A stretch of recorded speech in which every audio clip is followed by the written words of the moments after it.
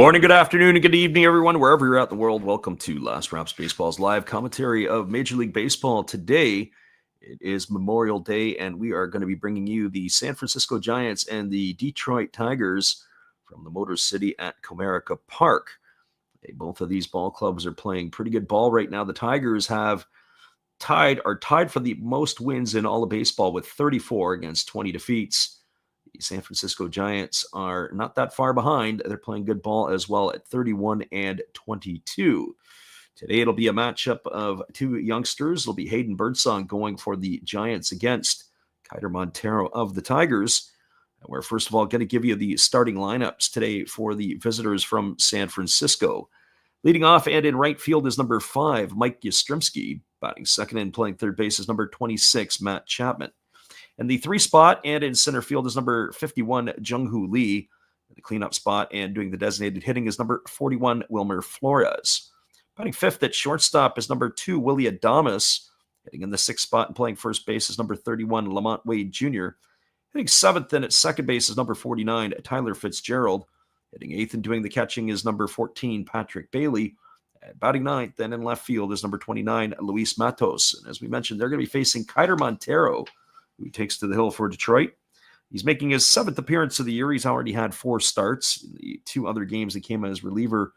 As a reliever, he was pretty much used as an opener. Somebody else was used as an opener. He came in and logged some steady innings. He's 1-1 on the year. He's worked 30 2/3 innings. He's allowed 35 hits, 19 runs, 18 of which have been earned. He has walked 13 and struck out 21 and pitched to an ERA of 5.28. Well, that's your starting lineup for the visitors from San Francisco. Now your starting lineup for the home team, the Detroit Tigers. Leading off in right field is number 30, Kerry Carpenter. Batting second and doing designated hitting is number 25, Gleyber Torres. Hitting third at second base is number 33, Colt Keith. In the cleanup spot and in left field is number 31, Riley Green. Batting fifth at first base is number 20, Spencer Torkelson. Hitting sixth at third base is number 39, Zach McKinstry. Batting in the 7th spot, doing the catching is number 13, Dylan Dingler. Hitting 8th at shortstop is number 27, Trey Sweeney. And batting 9th in center field is number 28, Javi Baez. And they're going to be facing Hayden Birdsong. Birdsong has been used primarily out of the bullpen this year. He does have 1 start. He has 12 games. He is 2-0. He's worked 28 1/3 innings. He has allowed 25 hits, 11 runs, 6 of which have been earned. He's walked 10 and struck out 29, but he's pitched to a sparkling 1.91 earned run average. So it is Birdsong versus Montero when we come back in just a little bit. We appreciate you guys for jumping in on the Last Raps Baseball YouTube channel. Giants Tigers when we return after this.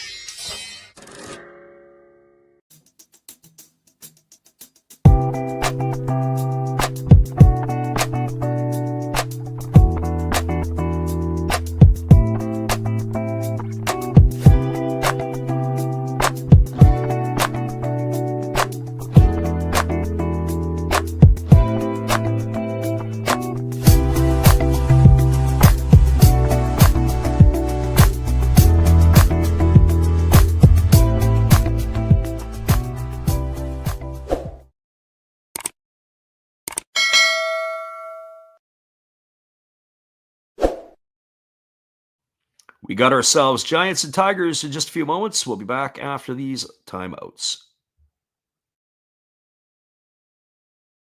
Hello, this is Eric Fox, formerly of the Oakland A's and Texas Rangers baseball teams. If you want to learn about Japanese baseball, see Coach Fred of Last Raps Baseball. If you want baseball instruction, see Coach Fred. If you want to learn about golf, do not go to Coach Fred. Fred, what kind of club is this? At Last Raps Baseball, we know baseball.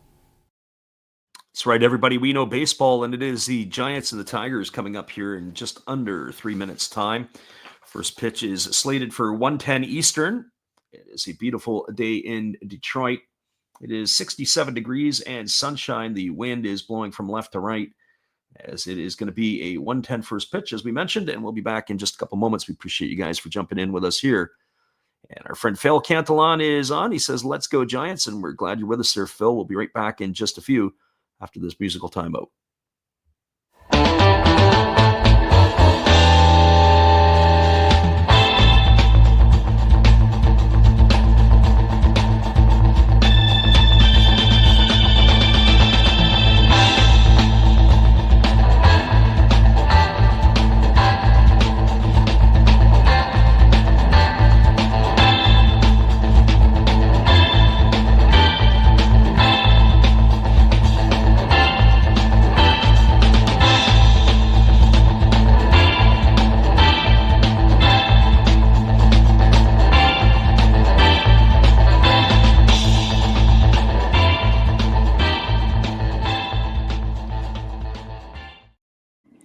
We are less than 120 seconds away from first pitch. It is Giants and Tigers in Detroit on Memorial Day. Beautiful day for baseball and a beautiful day for you folks to come on in and join us to listen to our channel. We'll be back in just a couple moments. As we said, it is Giants and Tigers, 1:10 Eastern. It's coming up quick. We'll be right back after this.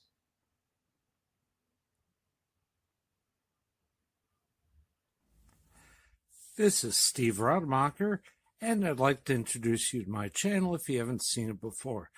These are all the things I enjoy: sports, autographs, relics, non-sports Hall of Famers, pseudo-sports, Star Wars. That's my channel name and my name, and I would really appreciate it if you would come check me out and maybe even subscribe if you like it.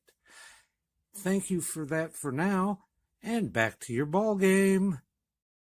Welcome back, everybody. It is Kiter Montero who is completing his tune-up tosses, and we are about ready to get this one underway.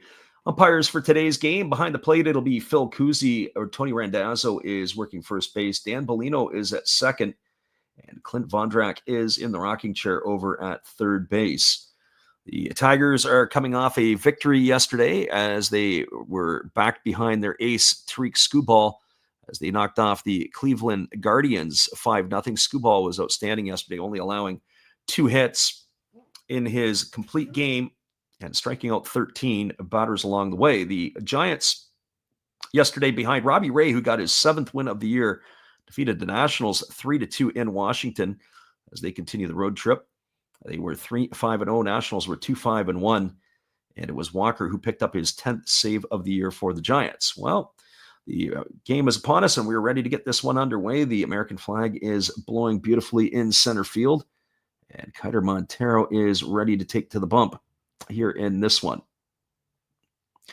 So he'll be facing Mike Yastrzemski to lead it off, and the first pitch of the ball game is a fastball swung on. It is lifted down the left field line, and it is slicing toward the seats, and it's just going to be out of the reach of the left fielder, Riley Green, and the count is quickly 0-1 to Yastrzemski.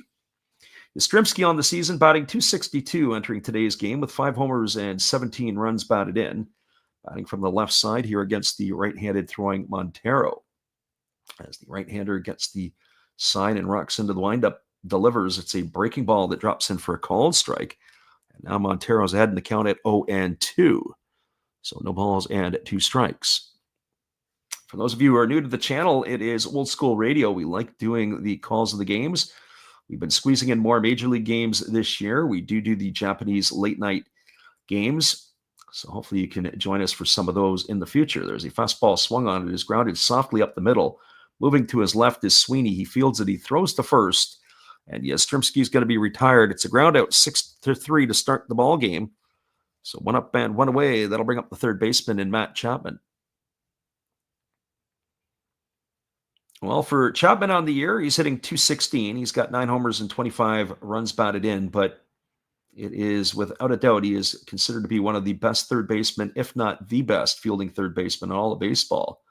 As the first pitch fastball is taken at the knees for a called strike, the count is 0-1. Chapman began his career in the Oakland organization, spent some time in Toronto, and has got himself a longer deal in San Fran, where looks like he will make that his home maybe for the rest of his career, as that breaking ball misses in the dirt. The count goes to 1-1. So 1 strike. He's already appeared in 52 ball games this year. That is one short of what the Giants have played in. So his durability is everyday play. As there's a breaking ball down, the appeal over to the first base umpire Randazzo, but they say that Chapman didn't go, and that's going to run the count to 2-1. Get a look at the replay on that, and could have went either way. That was a 50-50 call, I would think. So 2 strike to Chapman as the right-hander Montero delivers. It's a fastball missing down and away. The count now goes to 3-1. Defensively today for the Tigers, from left to right, it's Green and left. The center fielder is Baez. In right field, it's Carpenter. Around the horn from first to third, Torkelson's at first, Keith is at second, Sweeney at short, and McKinstry at third. There's a breaking ball swung on and missed, and the count now goes to 3-2 on Chapman. And of course, the battery of Montero and Dingler this afternoon. So 3 strikes to Chapman as the right-hander Montero gets the signs, rocks himself into the windup and delivers. There's a fastball that misses down. That's going to be ball 4. And Chapman is aboard with a 1-out walk, and that'll bring up the center fielder in Jung-Hoo Lee. Well, if there's a kryptonite right now for Montero, we were looking at his numbers. That is his 14th walk of the year in only 30 and, well, now 31 innings pitched. And that is up. He's on a significant pace to be at a greater pace. And it looks like that we've got a violation here. The violation may have gone against the pitcher Montero. We're just waiting for an update here. As the first pitch on the way to Lee is a breaking ball swung on and lifted into the seats foul down the left field line. Well, they're showing count 0-1, but I'm not sure what was going on. There was some interesting conversation. Montero was on the rubber. He was asking what the problem was, but they're just showing 0-1 here to Lee. So I'm not sure what that was all about. So here comes the 0-1 pitch as he kicks and fires. It's a fastball swung on. This ball is lifted into left field. It's going to get down for a base hit in front of Green. Stopping at second is Chapman, and now the Giants have got something brewing here in the first inning as they've got runners at first and second and 1 gone. That's going to bring up the designated hitter in Wilmer Flores. Well, for Flores, he's hitting .254 on the season. He's got 10 homers and 43 runs batted in. As he gets himself settled in the batter's box, waiting on that first offering here from the right-hander Montero. And the first pitch is a fastball that he swings through and misses, and the count is quickly 0-1. 93 miles an hour, that last pitch from Montero. So the ball's in 1 strike here to the right-handed hitting Flores. Chapman establishes his lead at second. He gets a look at. There's a breaking ball missing down and away. The count goes even to 1-1. We were saying about the walk rate, also to the earned run average, the whip, everything is up right now for Montero as opposed to last year. As the pitch is on the way, there's a fastball that misses down in the dirt. Count goes to 2-1. But in saying that, he has filled the role for the Tigers. He did not make the roster out of spring training.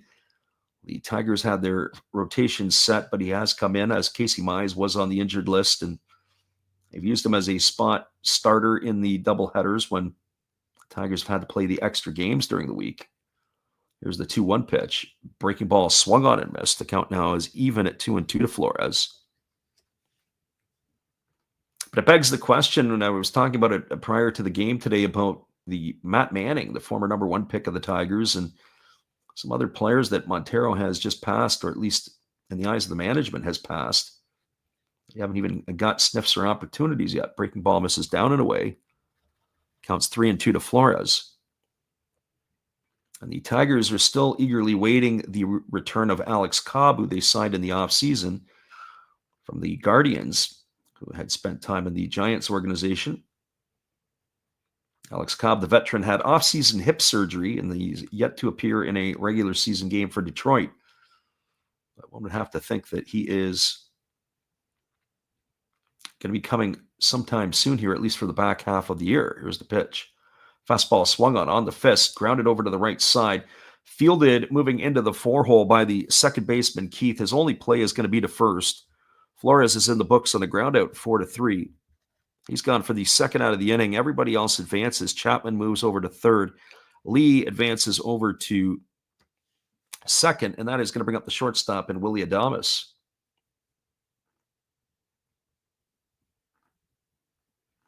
Well, for Adames, he's hitting .209 on the season. He's got 5 homers and 25 runs driven in.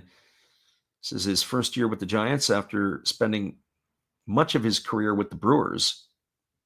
He actually was originally a prospect of the Detroit Tigers, as there's a fastball that misses outside. Count is 1-0. Adames was dealt to Tampa Bay, who then flipped him to the Brew Crew. But now he has inked himself a nice, lucrative contract with the Giants. Here comes the pitch. Breaking ball swung on and missed, and the count goes even to 1-1.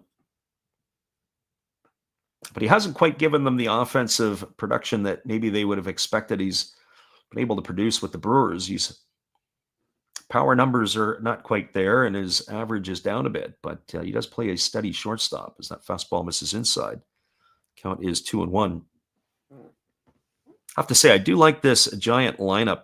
I think they're maybe, in my eyes, at least one more bat away from doing some serious damage. And they got to be in arguably the toughest division in all of baseball. As the pitch is on the way, there's a breaking ball that is fouled away as Adames tried to check his swing, but he couldn't hold up, and the count now goes to 2-2. Other than the Rockies, who are, I can't even describe the Rockies. They're worse than the White Sox last year. I guess that's as big an insult as you can give. You've got the Diamondbacks, the Padres, the Dodgers, and the Giants all playing good baseball. I wouldn't bat an eye that 3 teams come out of that division for the playoffs this season. There's a breaking ball ticket for a called third strike. Adames stood there like the house by the side of the road. He watched it go by for out number 3, and that is going to do it here for the Giants in inning number 1. Well, they threaten, but they don't score. There was no runs in the inning. There was a hit, no errors, and 2 runners left the board. We are through a half inning in Detroit. It is the Giants nothing and the Tigers coming to bat. Stick around, everybody. We'll be back in just a couple moments with all the action. Appreciate you guys for listening on the Last Raps Baseball YouTube channel. We'll be back after this.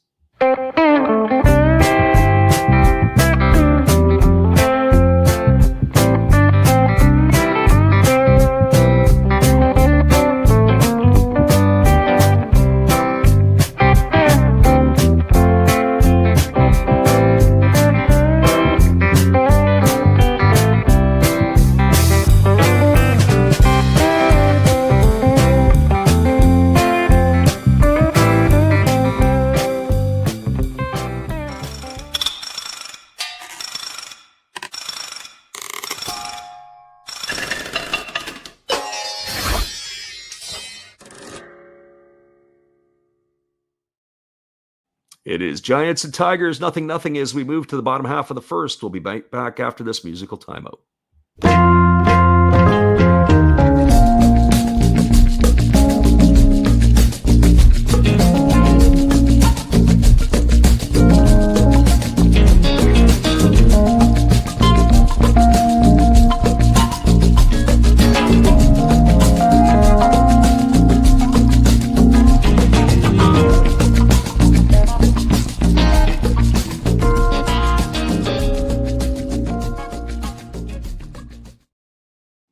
Welcome back, everybody. It is going to be Kerry Carpenter, Gleyber Torres, and Colt Keith coming to bat here in inning number 1 for the Tigers to face Hayden Birdsong. The top of the stream, we mentioned Birdsong making his 13th appearance of the year. He's only got 1 start. He was mainly used as a starter last season for the Giants. He had appeared in all 16 games as a starter. So I'm curious to see if they're just going to use him as an opener today or if they're going to stretch him out a bit. Let's see how long they're going to stick with the young right-hander for. The 23-year-old ready to get himself going here today as he left-handed hitting Carpenter steps into the box, and the first pitch on the way is a fastball taken for a called strike. Count is 0-1. Little different kettle of fish here, as that was 96 on the gun. Can really bring it up, can the young right-hander. There's a breaking ball swung on. Is grounded softly over to second. Fielded neatly by Fitzgerald, who throws to first. And with one up, there is one away here in inning number 1 for the Tigers. Defensively today for the Giants, from left to right field, it is Matos in left. The center fielder is Lee, and in right field is Yastrzemski. Around the horn from first to third, you've got Lamont Wade Jr. at first. Second baseman's Fitzgerald. Shortstop is Adames, with the third baseman Chapman. The battery of Birdsong and Bailey, as there's a fastball that just misses outside for ball 1 to Gleyber Torres. Torres batting .282 on the season, 5 homers and 27 runs driven in. As there's a fastball that misses down and the count goes to 2-0. Torres spent some time on the injured list, and he's been nicked up a little bit for the Tigers as well. And despite that, has been very productive. Another off-season free agent signing by Scott Harris's regime. Pitch on the way, fastball swung on, popped up behind home plate. Underneath it is Bailey, but that ball's going to drift into the seats just behind home plate. At first, it looked like it was, he didn't know where it was, and then as he went back toward the dish, it looked like he may have had a chance. But that ball just barely made it in. It was in the second row where it landed. So 2 balls and 1 strike to Torres. So Birdsong gets a new baseball. He's ready to go back at it again as the right-hander rocks himself into the windup and delivers.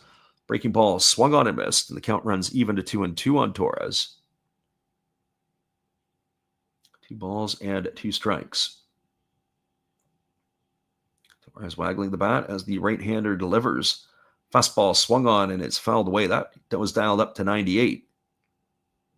And Pringle in the house says, good morning, everyone. And good morning to you too, Pringle. We appreciate you for popping in. 2 balls and 2 strikes here to Gleyber Torres.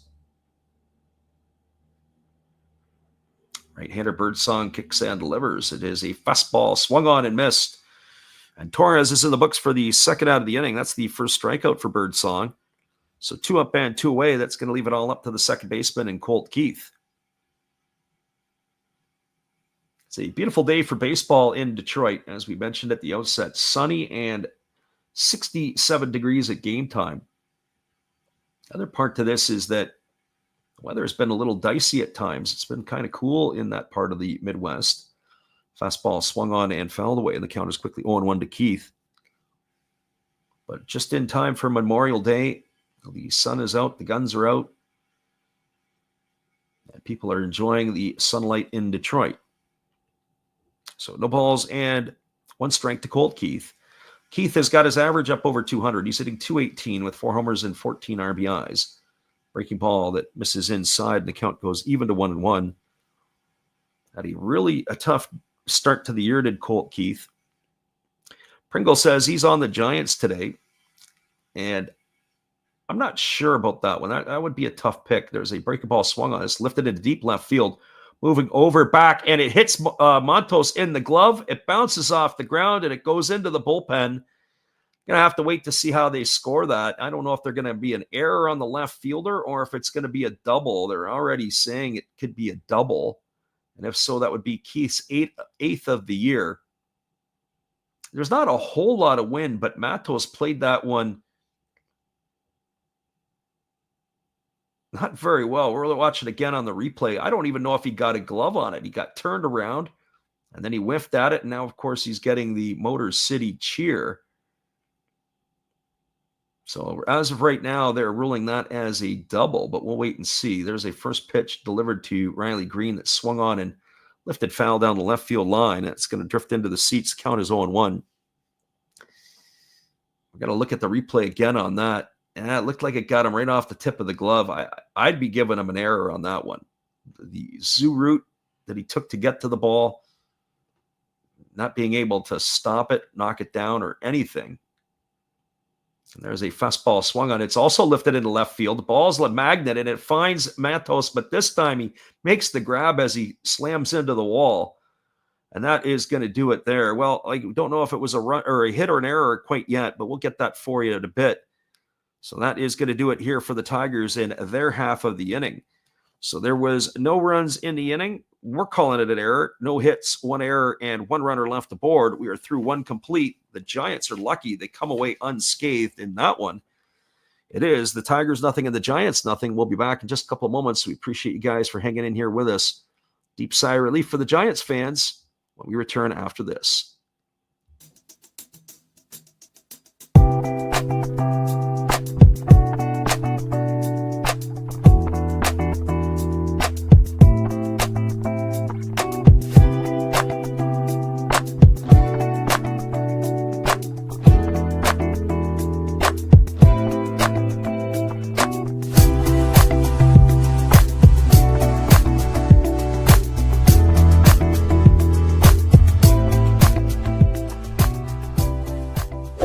Well, you got to have an ace in the hole, a little secret that nobody knows.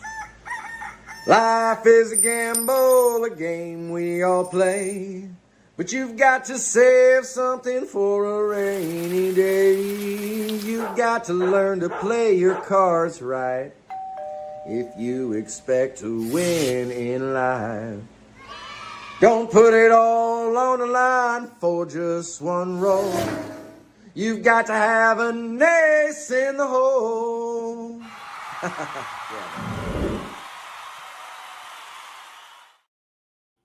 Welcome back, everybody. We got Redbeard Breaks in the house today with Pringle and Phil Cantelon. Appreciate you guys for hanging with us. I wanted to go back to our friend Pringle in that last half inning. He said that he's on the Giants today.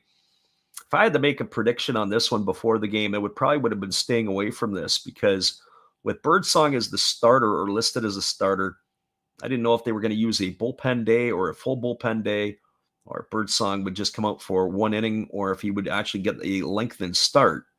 There's a first pitch fastball delivered to Lamont Wade Jr. that's taken under the hands for a called strike. The count's 0-1.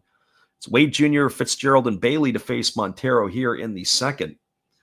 So that is why I probably would have stayed away from this one at best. There's a breaking ball swung on it. It's popped up into shallow center field. Backing up on it is Sweeney. He's there to make the catch, and that is going to retire Wade Jr. for the first out of the inning. Pringle says, likes the way we call the games. We appreciate it. We call quite a bit. This would be game 50 of the year, but we haven't done one in about a week's time or so. We'll be back in the saddle. We'll try to get a couple more MLB games coming up. And then, of course, we do the Japanese stuff late night. As there's a breaking ball that misses down and away, and the count is 1-0. We're getting close to interleague season in the Japanese league. They only play 18 interleague games. And so we're going to try to be on the call for some of those in the wee hours of the night. There's a fastball that misses inside. The count's 2-0 to Tyler Fitzgerald. Fitzgerald batting .278, couple homers and 7 RBIs. Batting from the right side here against the right-hander Montero. And it was an error that was charged to Matos. We saw the error. They were showing on the video monitor. They were calling it a double. As there's a fastball that just misses upstairs. The count's now gone to 3-0. So 3 balls and no strikes. I have to tell you, I think if I'm the Tigers, I want to stay close to the phone for the bullpen. This is not a sharp Kiter Montero, which could be good news for Giants fans, as there's a fastball that catches the inside corner for a called strike. It's now 3-1. Pringle asks who our favorite team is. There's a fastball swung on. This ball is lifted into right field. Coming in underneath it and making the catch is Carpenter, and that's going to retire Fitzgerald for the second out of the inning. So for those of the folks who've been into our streams before, I actually do favor the Tigers. I don't call a lot of their games, but that is the team that I prefer. Growing up 20 minutes from Old Tiger Stadium, we are partial to that. But I unfortunately don't live in the area any further, and I usually only get a chance to see the Tigers a couple times a year when they are on the West Coast. There's a breaking ball taken for a called strike. It counts 0-1 to Patrick Bailey. Bailey hitting 174 on the season with a homer and 15 runs driven in. Batting from the left side here against the righty Montero, who delivers a breaking ball that misses down, and the count now goes to 1-1. So 1 ball and 1 strike to Bailey. Phil says he's got the Giants as well because he figures they're going to get to Montero. As the right-hander delivers, there's a fastball taken for a called strike, and the count goes to 1-2. And probably not necessarily wrong on that account. As I said before, Montero has not been sharp this year. He's had a couple of good outings, but for the most part, he has been roughed up in other appearances. He is not the 2024 vintage that we are witnessing. That fastball misses outside for 2-2. So 2 balls and 2 strikes. This is the only game going on right now in Major League Baseball. At the top of the hour, there will be a bunch more games that will get underway on Memorial Day, as there's a breaking ball swung off and fouled off into the catcher Dingler. The count is going to remain at 2-2. So 2 balls and 2 strikes.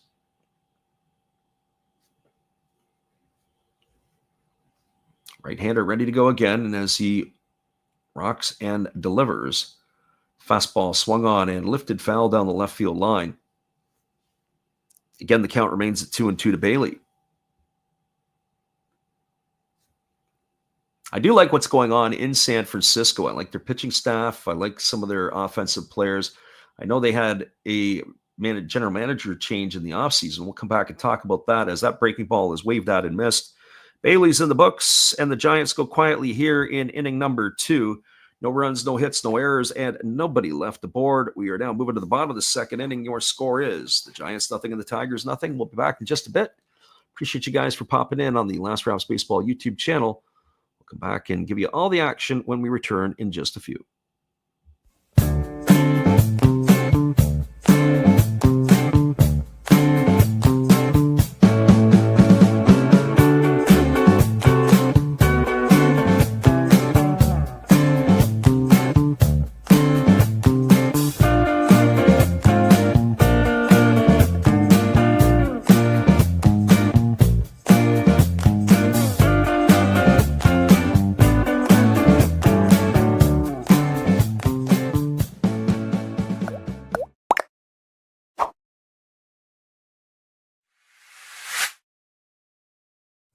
Oh, hello.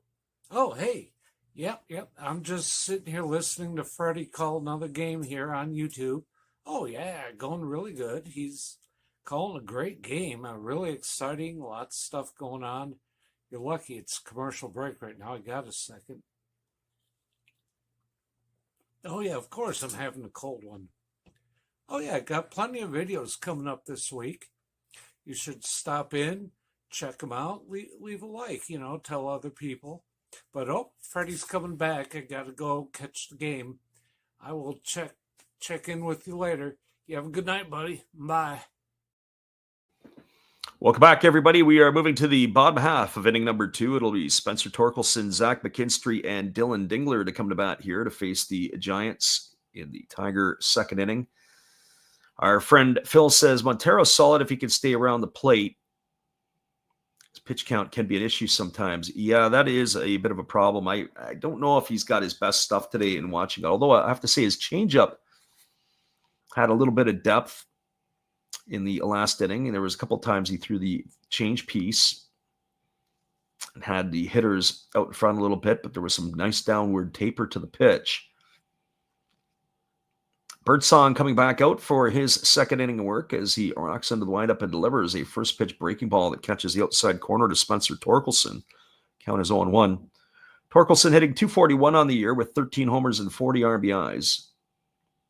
He had himself an absolutely abysmal 2024 as that breaking ball misses inside. The count goes to 1-1. It was so bad the Tigers optioned him back to AAA Toledo, the former number 1 overall pick.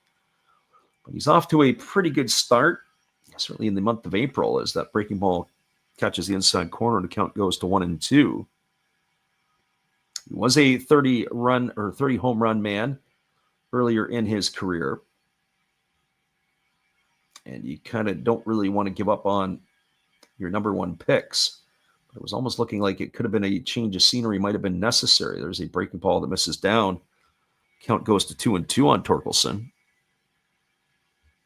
But he has turned his Tiger career around, it looks like.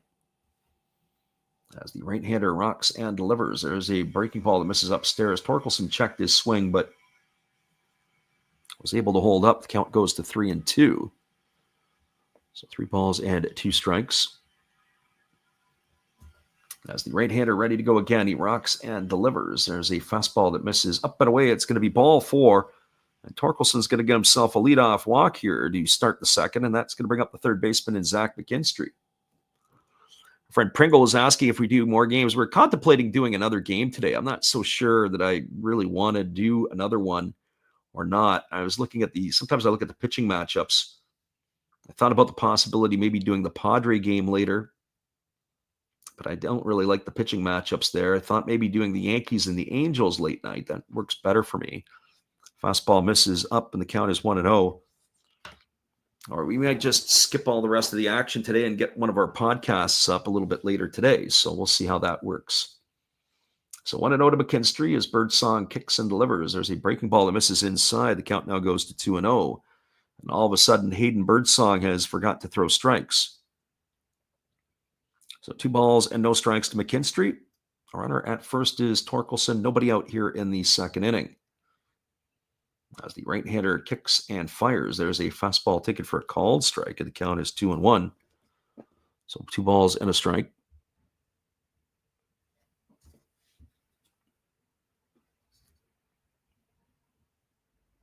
Birdsong stays very upright as he holds at the belt. Here comes the 2-1 pitch. There's a fastball at the knees on the inside corner taken for a called strike, and the count's now even at 2-2. 2 balls and 2 strikes. I was saying earlier about the Giants pitching staff. I do like the Giants staff. And you think of Justin Verlander, the veteran brought in to, in a way, be a stable pony, but also productive as there's a breaking ball swung on and missed. Kinstry's in the books. He's gone for the first out of the inning. It's the second strikeout recorded today by Birdsong, and that'll bring up the catcher in Dylan Dingler. But I was thinking of the starting rotation, at least, of the Giants. And you've got Logan Webb, Robbie Ray, Verlander, who's right now on the injured list. You got Landon Root, Birdsong, Kyle Harrison, although they did say they're going to move Harrison back into the rotation, from what I've been able to see. As the pitch is on the way, it's a fastball that misses inside. Count is 1-0. So you have a bit of a plethora of talent and certainly some starting pitching depth as well with Verlander on the injured list. Here comes the 1-0 to Dingler. Breaking ball taken for a called strike, and the count's even at 1-1. So 1 ball and 1 strike. And I have to confess, I haven't really seen a whole lot of the Giants this year. And so their bullpen would be something, of course, to keep the eye on. There's a fastball swung on. It's lifted into right field. Moving over toward the right field foul line is Yastrzemski. He's there to make the catch. And Dingler is going to be retired for the second out of the inning, and that's going to leave it all up to the shortstop in Trey Sweeney. Our friend Gracie Lynn's in the house today. How you doing, Gracie Lynn? Good to see you. Gracie Lynn says, as much as she has a soft spot for my Tigers, she has picked the Giants today, and that seems to be the consensus in the chat so far of those who have let us know. There's a breaking ball that misses upstairs. The count is 1-0. Gracie Lynn says Roop should be moved to the pen when Verlander gets back. I really liked what Harrison did last year. As the pitch is on the way, it's a breaking ball waved out and missed, and the count goes even to 1-1 on the Tiger shortstop. It was a pretty good ball game yesterday for the Tigers as they had beaten the Guardians in that series finale. Guardians came in and made some noise and made some statements. The Guardians have been playing decent ball, maybe not over their last 10, but in the last month or so. As that fastball was swung on and fouled away, and the count's 1-2 on Sweeney. A Tigers' good start. They're going to have to keep playing steady baseball the rest of the way because the Guardians will be on their tail. I think Kansas City still is going to be all right. And then, of course, the Minnesota Twins rattled off, I think it was 13 or 14 wins in a row at one point in the month of May. So they're not going away anytime soon either. There's a fastball that misses up and in, and the count goes even to 2-2 on Sweeney. So 2 balls and 2 strikes. have to tell you, the last time Gracie Lynn was in our channel, it was, I forgot to tell the story, actually, now that you're here, as there's a fastball that misses down. Every time we do the late night Japanese games, and especially the earlier ones, Gracie Lynn usually makes it in, and it gets to around the 6th or 7th inning, and she starts tapping out. And that's usually when all the fireworks happen, when she leaves. And the next thing you know is that's exactly what happened. And it was funny. People in the chat were saying, somebody wake Gracie Lynn up because all heck had broken loose. And here comes the pitch. As there's a fastball swung on, it is popped up. And it is right around home plate. Struggling to find it is Bailey, but coming in is Lamont Wade Jr. He's going to be there to make the catch. And that is going to retire Sweeney for the 3rd out of the inning, and that will do it here in the 2nd. Well, the Tigers got the leadoff walk to Torkelson, but then they go quietly after that. No runs, no hits, no errors. 1 left aboard. We're now through to complete. It is the Giants no score and the Tigers no score. Stick around, everybody. We'll be back in just a little bit. We appreciate you guys for hanging in here with us on a beautiful Memorial Day on the Last Raps Baseball YouTube channel. We'll be back in just a few.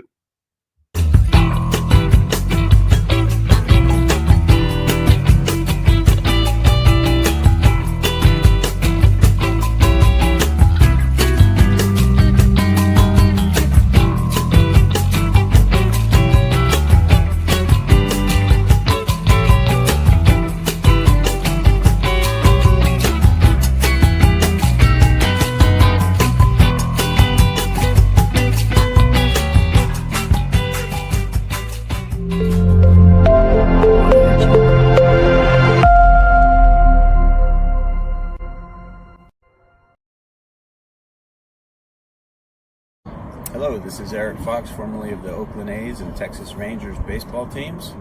If you want to learn about Japanese baseball, see Coach Fred of Last Raps Baseball. If you want baseball instruction, see Coach Fred. If you want to learn about golf, do not go to Coach Fred. Fred, what kind of club is this? At Last Raps Baseball, we know baseball. That's right, everybody. We know baseball, and we're glad that you guys could pop in to listen on Memorial Day here. It is Giants and Tigers as we move to the top of the 3rd inning. It'll be Luis Matos, Mike Yastrzemski, and Matt Chapman to come to plate here in inning number 3 to face the right-hander Kiter Montero, who the Tigers will be bringing back in. One thing I will say is that, as we were talking a little bit earlier about the pitching of Kiter Montero, my speculation is keep an eye if they let him go through the order a 3rd time. I think that he'll probably face about 18 batters, and that would probably be the end of the day for him, as there's a first pitch fastball taken for a called strike. And if he gets those calls from the home plate umpire, Phil Kuzi, he might be around a lot longer. That pitch sure looked like it was up and in. So here's the 0-1 to Matos. There's a breaking ball swung on. This is hammered foul just past the third base coach's box. The count goes to 0-2. So no balls and 2 strikes. Everything happens when you leave. Yeah, absolutely. That's where you got to come back and listen to it the next day.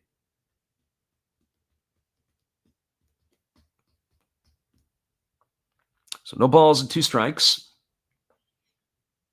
Actually, I was talking to one of the players last night. Their training camp is in Kamloops. There's a fastball swung on and fouled away, and the count remains at 0-2 to Matos. There was a young fella who did some of our programming many moons ago, and he had spent some time in the National Football League and had come back to the Canadian League last year, where he spent time in Calgary. Now he's with BC. There's a breaking ball that misses down and away, and the count's 1-2 to Matos. So he's hoping to make the team out of training camp. He's got a pretty good chance. Got one more exhibition game this week. But no, I'm not going to be one of the 53,000. I don't really pay a whole lot of attention to what goes on in that league. There's the breaking ball that swung on and fouled away. The count remains at 1-2. I'm an NFL guy, and I've seen enough CFL, but I don't really pay much attention to it. It's really almost a regional type of league and a regional type of area. Like, a lot of people, they don't support it like they do other teams. Fastball swung on, and it's lifted foul. 1 ball and 2 strikes to Matos. I think there's other things that I would probably put my money into, and it's not that they don't do a good job. I think that they had Snoop Dogg, going to be performing. as well. That could get a sellout for you. There's a breaking ball that misses down, and the count is 2-2, if I'm not mistaken. I think that's the game. So you pay for your ticket and you get Snoop Dogg on top. That might be, people might be showing up for Snoop Dogg and forgetting the game. So 2 balls and 2 strikes to Matos. That's the right-hander Montero ready to go again. And now he slowly rocks himself into the windup. And there's a breaking ball swung on. This ball again hammered foul, but this time getting closer to the foul line. And it remains at 2-2, so this battle is going to continue. As our friend Phil Cantillon pointed out earlier on, he said about Montero's pitch count being a concern. This is already 44 pitches here for the right-hander. And we're not even close to finishing the inning here. So here comes the 2-2 pitch. And there's a fastball swung on it. Is grounded right back to the pitcher, Montero. He sticks his leg out, stops the ball, picks it up, and throws to first to be able to retire the batter. That was pretty impressive. So I think that's how it was. I don't think he got it between his legs. He stuck his leg. It was like he fielded it with his back to the batter by the time he was done. Oh, maybe it was between the legs. Maybe it actually didn't hit off the leg. It was the glove that knocked it down. So that's going to be a ground out 1-3 for the first out of the inning. If you're Matos, you're talking to yourself as you go back to the dugout. Unbelievable play. There's a first pitch breaking ball delivered to Mike Yastrzemski, taken for a strike, and it's 0-1. Holy jeez. 0-1 on the way. It is a fastball swung on. It is lifted into left center field, drifting over and underneath it with plenty of room to make the catch is Javi Baez, and that's going to retire Yastrzemski for the second out of the inning. That's worth a look at again. Yeah, that's what he did, stick his leg out to try to stop it, but it never actually hit his leg. It ended up that he knocked it down with his glove with his back turned to the batter. So as I say, if you're Luis Matos, that was a decent at bat by Matos as he had worked the pitcher to 9 pitches. There's a fastball that misses outside, and the count is 1-0 to Chapman.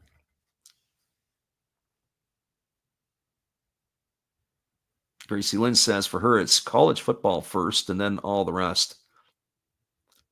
As the pitch is a fastball taken for a called strike, the count is 1-1.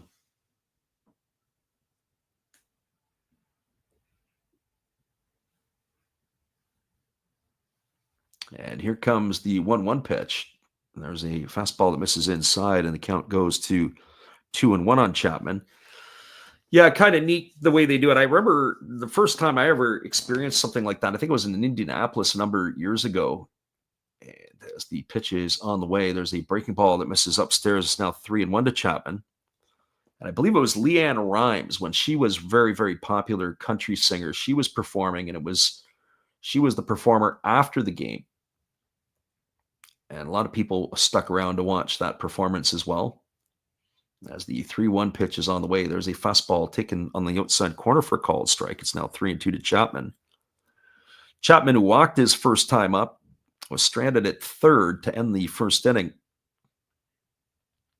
Trying to find a way on here to keep the inning alive for the Giants. Here's the 3-2. There's a breaking ball swung on. It is lifted into deep left field. Underneath it, and now moving in is Riley Green, and he's there to make the catch. Chapman just got underneath it, missed it a little bit, and that is going to do it here for the Giants in their half of the third inning.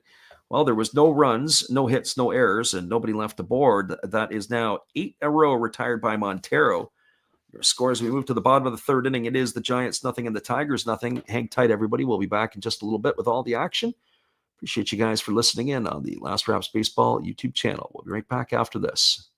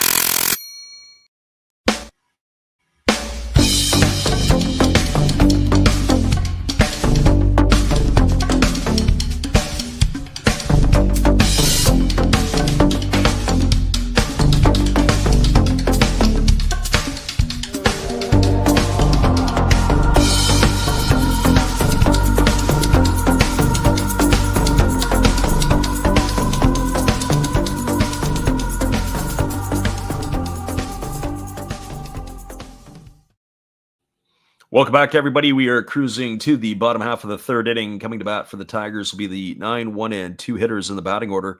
That means Javi Baez, Kerry Carpenter, and Gleyber Torres. It is going to be Hayden Birdsong, who is coming back out for his third inning of work to face the Tigers here.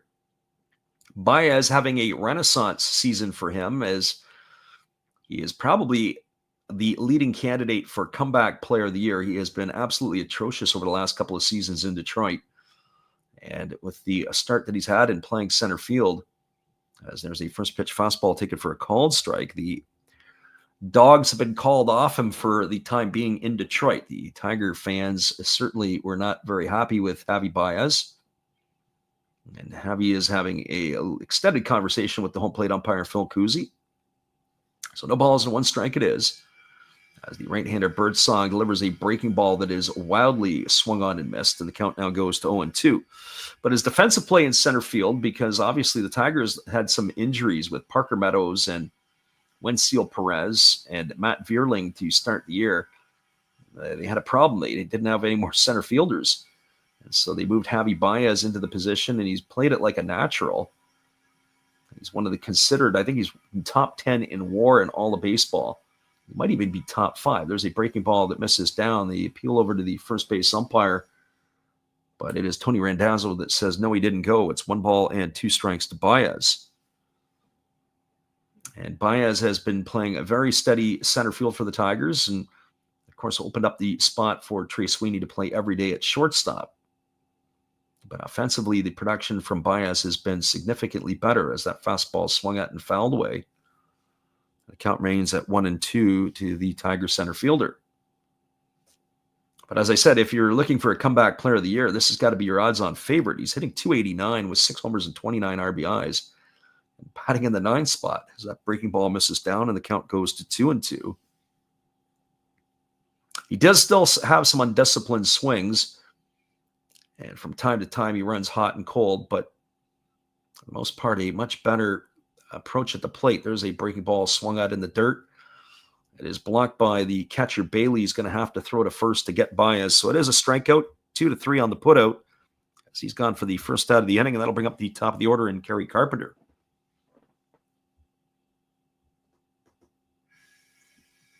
Gracie Lynn says, how's the weather over there? Well, we've had some really good temperatures over the last week or so. Today it is rain and gloom, and that is what we have, but we'll be back into the 70s later this week. Breaking ball is taken for a called strike. The count is 0-1 to Carpenter.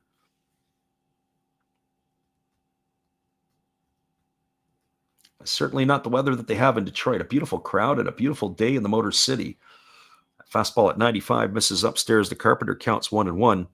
Carpenter 0 for 1 today, grounded out to second his first time up. As the pitch is a fastball that misses upstairs, it's now 2-1 on Carpenter. Gracie Lynn also adds that Javi has revitalized his career since moving to center field. Welcome Edward to the stream. He says his top Tigers of all time were Cobb, Kaline, Cash, and McLean. There's a breaking ball that Carpenter couldn't hold up on, as it has been called a strike by the third base umpire, Clint Vondrak. As the right-hander delivers, there's a fastball swung on, is grounded softly up the middle, fielded on the backhand by the second baseman Fitzgerald. He throws to first to retire Carpenter.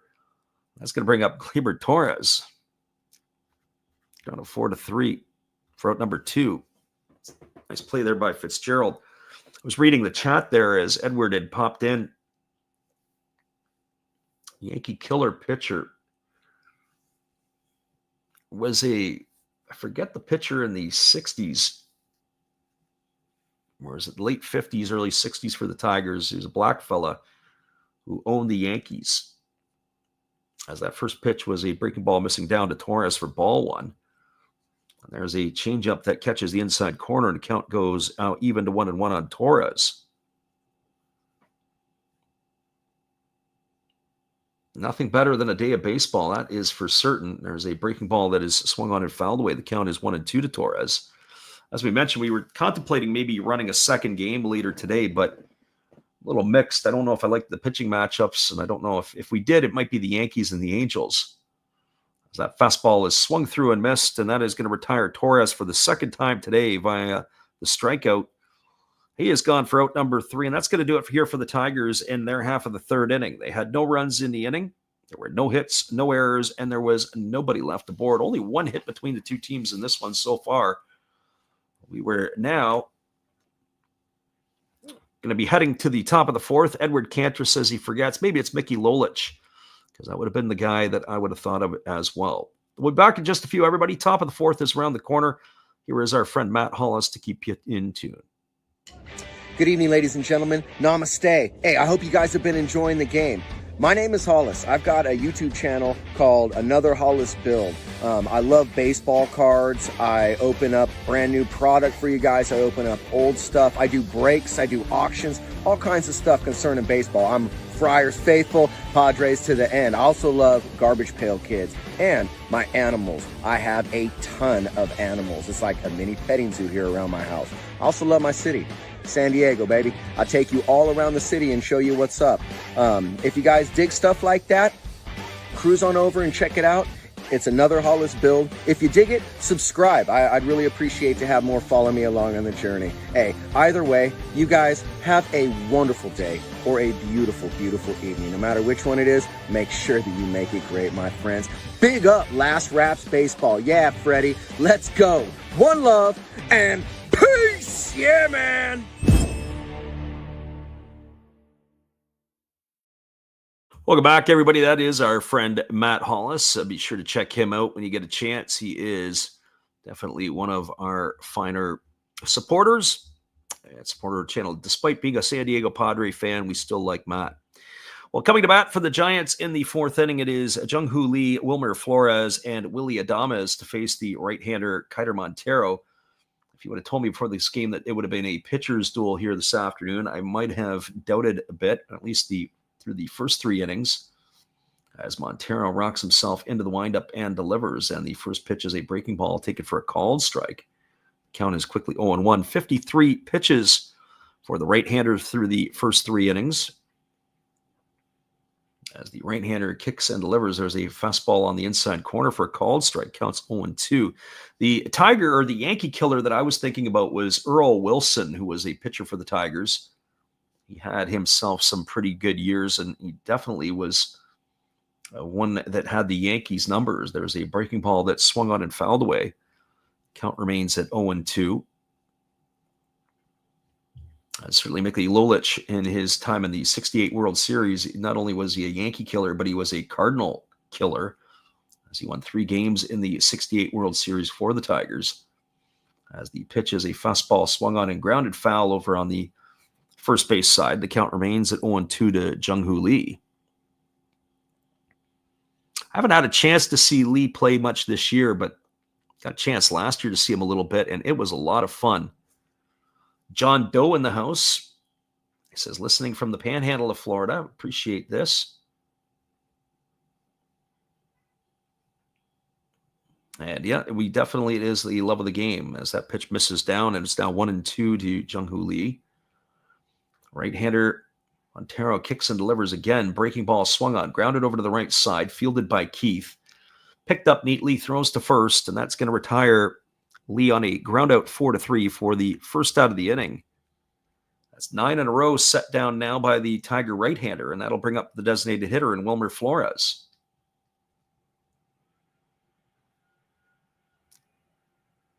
Gotta love the Florida Panhandle. And Gracie Lindstead was looking it up. It was Earl Wilson. Yeah, that fastball from Montero just misses down to Flores. Flores 0 for 1 today. He is grounded to second his first time up, batting .254 on the season with 10 homers and 43 RBIs. As the right-hander delivers, it is a fastball taken for a called strike. The count goes even to 1-1. Phil says Montero looks sharp at the moment. He really did settle down. I mean, there was some concern there in the first inning. 22 pitches in the first inning, and how that was going to how that was going to go. There's a breaking ball swung on. It is lined right to the glove of the third baseman, McKinstry. And Flores took 2 steps out of the batter's box and turned directly to walk right back to the dugout. And he is going to be gone for the second out of the inning. So 2 gone here, and it'll leave it up to the shortstop and Willie Adames.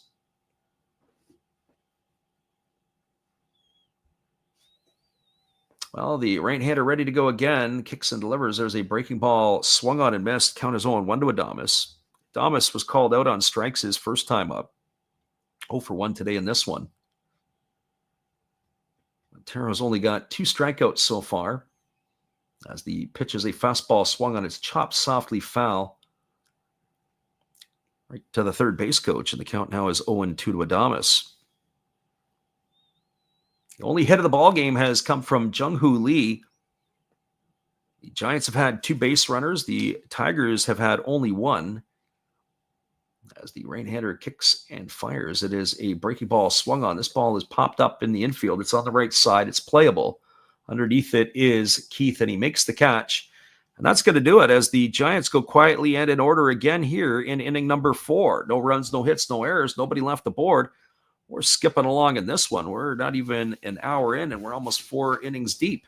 We'll be back in just a few, everybody. Appreciate you guys for hanging with us on the Last Raps Baseball YouTube channel. We'll be right back after this. It's the Tigers coming to bat in just a bit.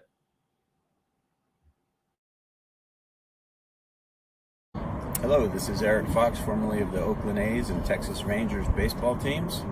If you want to learn about Japanese baseball, see Coach Fred of Last Raps Baseball. If you want baseball instruction, see Coach Fred. If you want to learn about golf, do not go to Coach Fred. Fred, what kind of club is this? At Last Raps Baseball, we know baseball. That's right, everybody. We know baseball, and we'll be back in just a few with all the action. It is 0-0 Giants and Tigers when we return.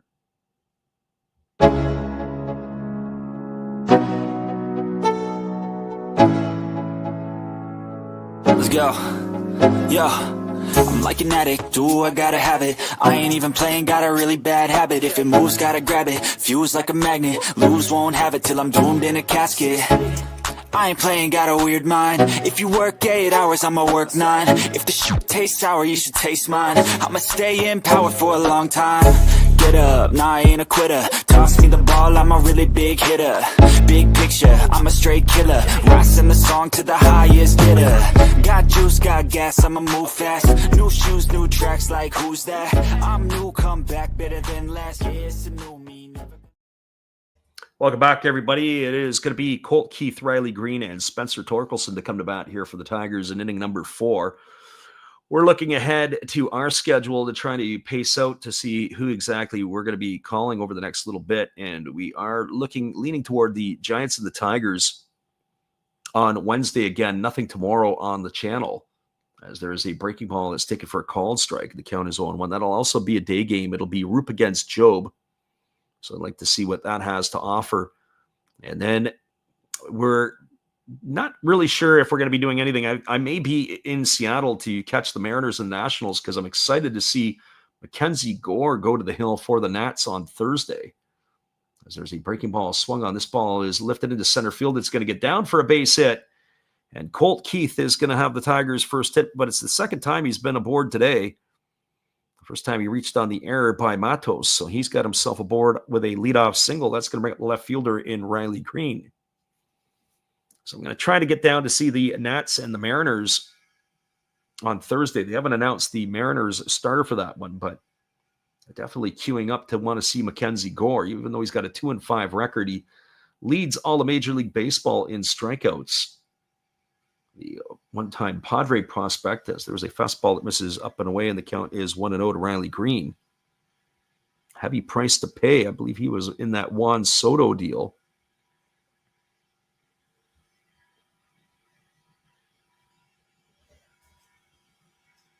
As there's a fastball that's swung on and fouled away, and the count goes to 1-1. Our friend John says he's subscribed. He says, do we do a team's baseball, other teams' baseball as well? Yeah, we do. Partly because the problem is I just don't have time to do one particular team. That's the issue that I have. There's a breaking ball that swung on and missed, and the count now goes to 1-2 on Riley Green. And so the schedule is dictated by what I'm able to do. Our goal was to do 150 games this year. And right now we're knocked off at 50. We do a lot of Japanese late night stuff. As they throw over to first base, and diving back in time is the base runner Keith. So if you're not into Japanese baseball, well, it's unfortunate because it's actually pretty fun. The game is played very traditionally like we used to remember. There's a breaking ball that swung on and fouled away, and the count is 1-2. It remains.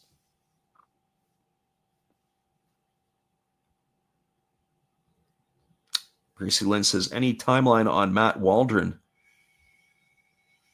I can't say that I know of any timeline on Waldron at this point. As the pitch is a breaking ball, waved at and missed. And that is going to retire Riley Green, and he's in the books for the first out. That's going to bring up the first baseman in Spencer Torkelson.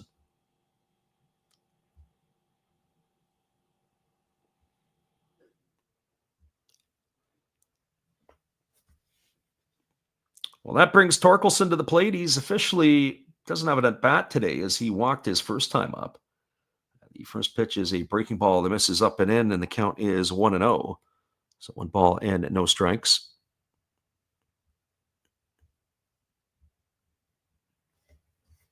Birdsong leaning in, looking at the runner at first, working himself to the set. Here comes the 1-0. As he kicks and delivers, there's a breaking ball that misses way upstairs, and the count now goes to 2-0 on Torkelson.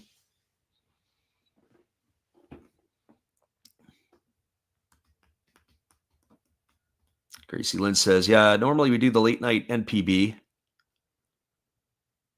MLB, if we fit the schedule, yeah, that's pretty much about it. I try to get as many different teams. I do like to see the different teams play. I like to see different players. It's right across the board. Edwards says that 2025 All-Star game is going to be loaded with Japanese players. As there's a fastball that I don't know if he's taken for it's taken for a called strike. It's now 3-1 to Torkelson. That pitch looked pretty good, and Patrick Bailey just fanned on it. Usually what happens is you got to make the catcher earn it. If you drop the ball, you're not going to get the strike. That pitch looked pretty darn good. There's a fastball swung on. This ball is going to get lifted into left field, and it's going to get down for a base hit in front of Matos. And the Tigers got something brewing here in the bottom of the 4th inning as they've got runners at first and second with 1 gone. It's going to bring up Zach McKinstry to the plate.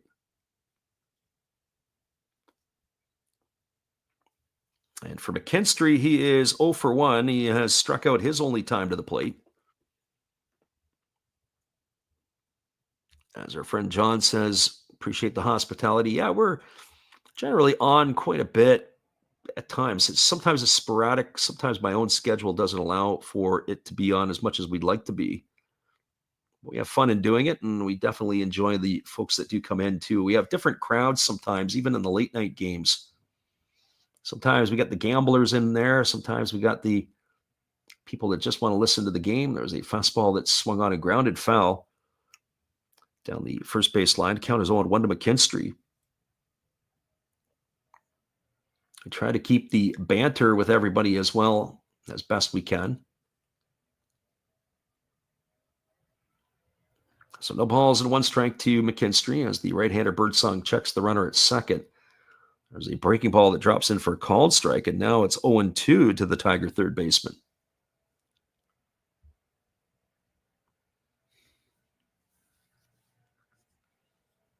I guess there's different ways that you can enjoy the game, and that's all okay too. There's a fastball that misses upstairs, and the count goes to 1-2.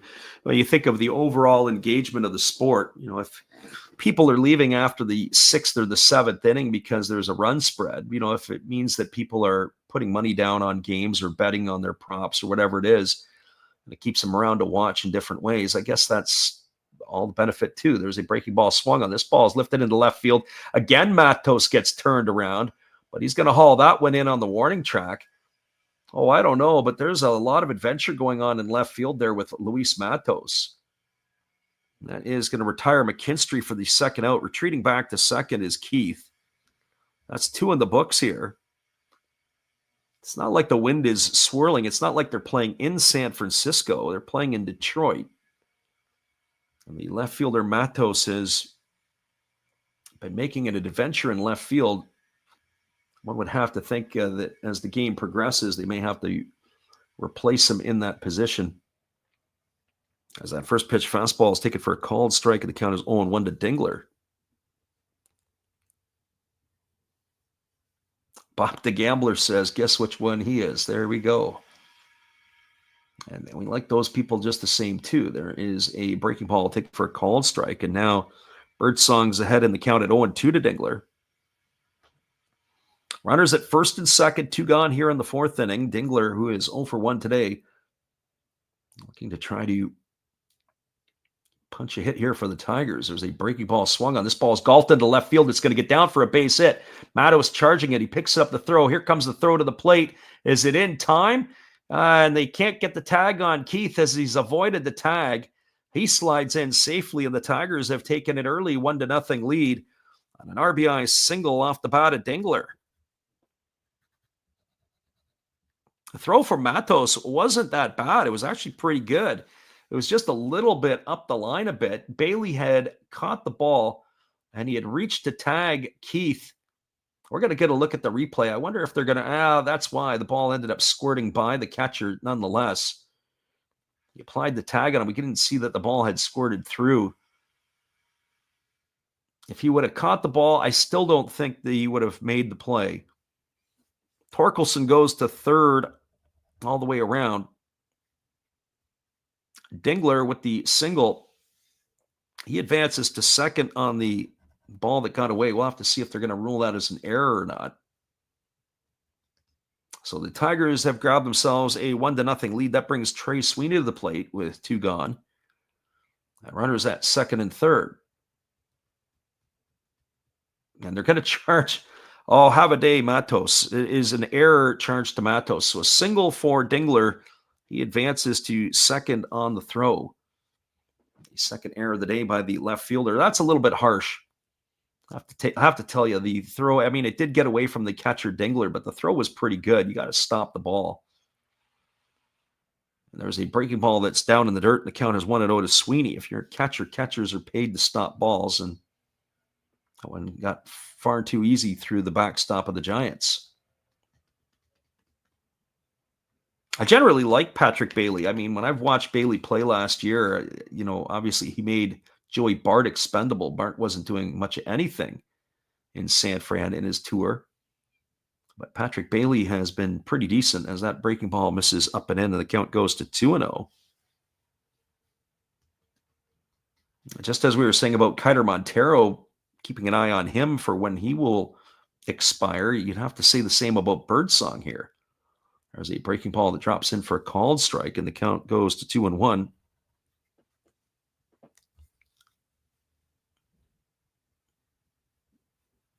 Well, the runner did advance to second on the throw, and the throw wasn't clean. It did bounce and get away. As that fastball misses up to Sweeney, it's now 3-1. Javi Baez waiting his turn on deck. They do have the open base over at first base. I would think they would want to try to take care of it here. Here comes the 3-1 pitch. Breaking ball swung on it, is lifted into left field. Matos underneath it.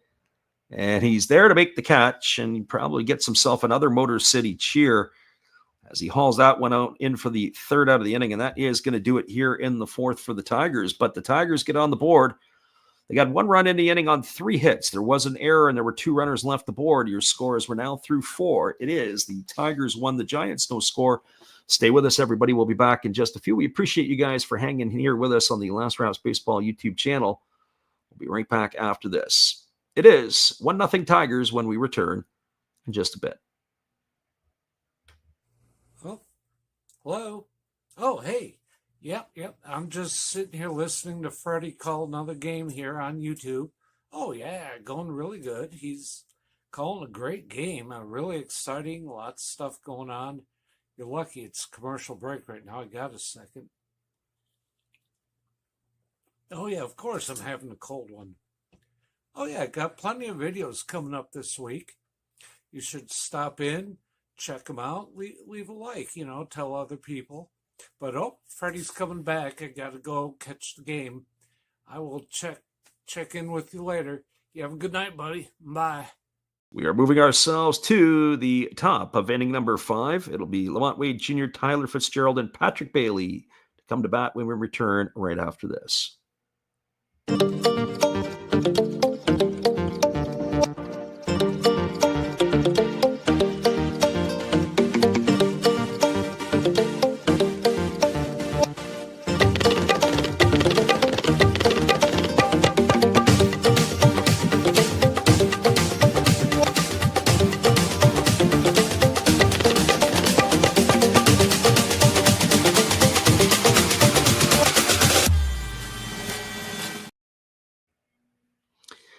Welcome back, everybody. We want to thank our friend Gracie Lynn for her generosity and her super chat. Appreciate you there, Gracie Lynn.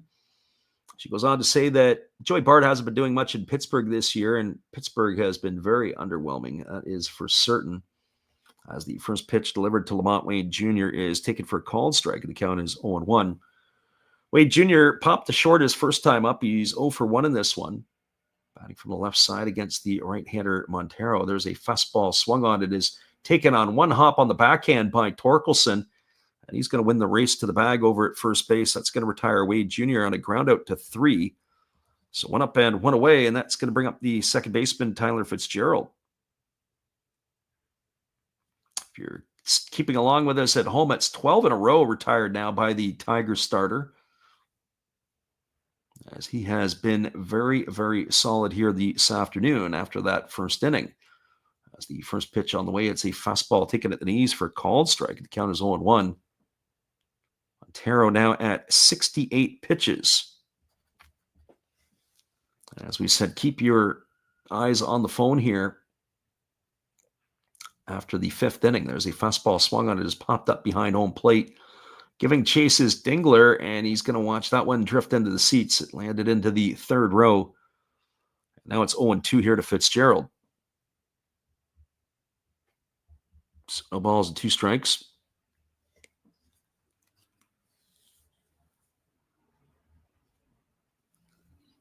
Gracie Lynn says that Montero's only doing well because she didn't pick him today. That's probably the reason. Montero, he's kind of got that every other game type of ability. There's a breaking ball taken for a called 3rd strike. Fitzgerald watched that one catch the outside corner, and he's in the books for the second out of the inning. 13 in a row now retired by Montero. And that'll bring up the catcher and Patrick Bailey. As I say, I'm just a little bit. Montero has that every other game ability. You watch his next start, he'll come out and get torched for 5 runs in an inning and a third. As there is a fastball that misses down, and the count's 1-0 to Bailey. Bailey struck out his first time up. He's one of the 3 recorded today so far by the starting pitcher of the Tigers. As the right-hander delivers again, it's a fastball missing down and in, and the count now goes to 2-0. So 2 balls and no strikes.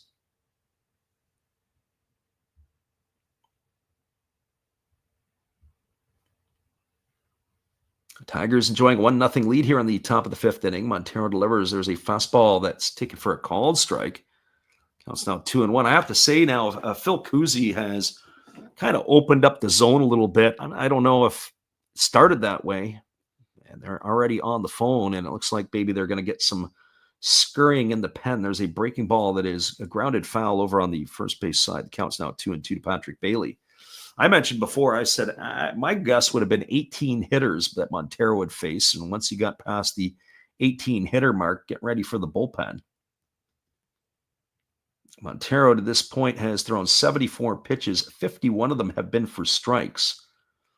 Pitch on the way, fastball swung on and fouled away, and count remains at 2-2, which is much better than anticipated, but they are scurrying and they are up in the Tiger pen. I haven't really noticed a drop in velocity at this point yet. Usually that was one thing. It looks like it's the left-hander Tyler Holton who is up and throwing. Fastball misses outside. That's going to be ball 3. 3-2 to Patrick Bailey.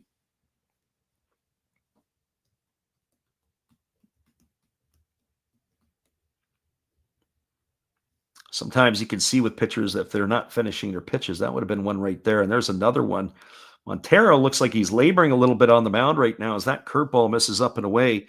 And Bailey is aboard with a 2-out walk. That's going to bring up the 9-hole hitter in Luis Matos.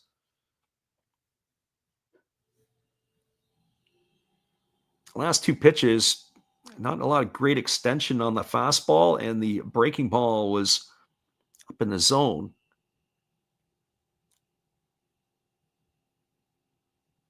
And we welcome James Bingham into the stream as well today as we have a visit to the mound by Chris Fetter. Phil Cantillon says, I jinxed him by saying they would get to him. Yeah, I probably did.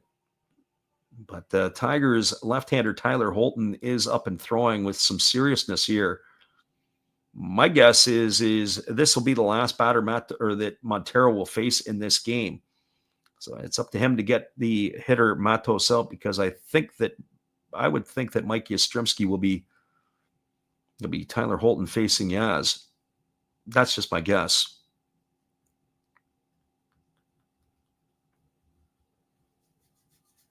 James Bingham says, welcome and go Tigers. There's a fastball that catches the outside corner for called strike. The count's 0-1 quickly to Matos. Jimmy says, are we calling the Reds game later? Nope, not going to do the Reds. If we do anything, it could be Yankees and Angels. Just I'm a little mixed on what we're going to do if we do anything at all. As there's a breaking ball swung on. This ball is lifted into deep left field. Moving back underneath it is Riley Green, and he's there to make the catch. And Matos is going to be retired for the 3rd out of the inning, and that's going to do it here for the Giants in their half of the 5th. No runs, no hits, no errors, 1 runner left to board. We are now moving to the bottom of the 5th. Half of the game is in the books. Our scores, the Tigers 1 and the Giants no score. Stick around, everybody. We'll be back in just a little bit. Appreciate you guys for hanging with us on the Last Raps Baseball YouTube channel. We'll be right back in a few.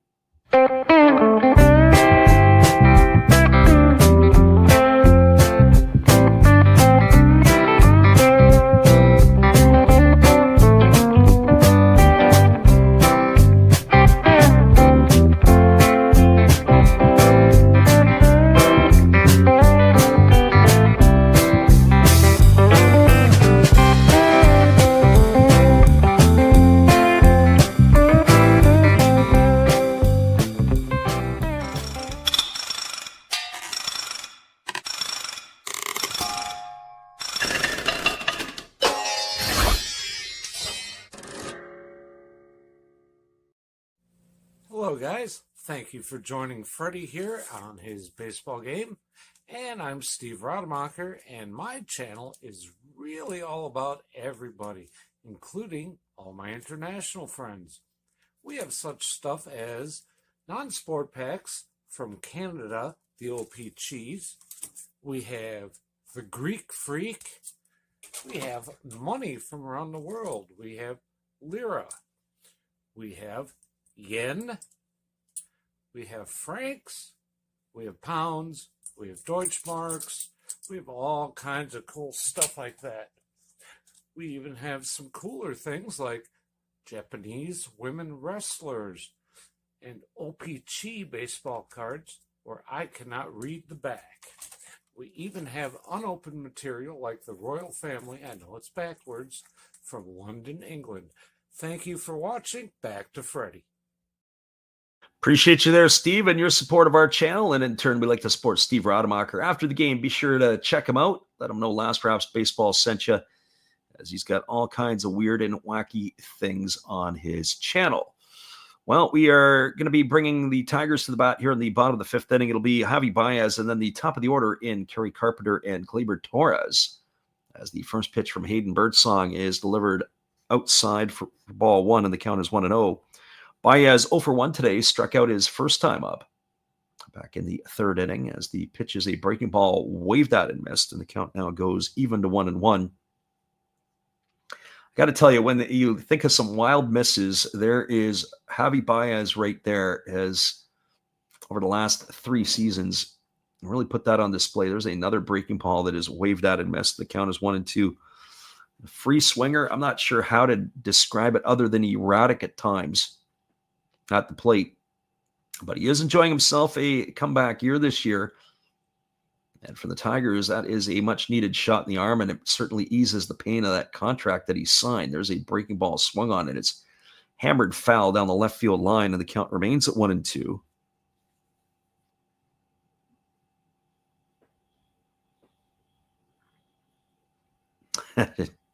Gracie Lynn says, as a 4'7" adult female, those Japanese women wrestlers scare her. As that fastball misses upstairs, the count goes to 2-2. Yeah, that is for sure. There's a fastball that just misses upstairs, and the count goes to 3-2 on Baez.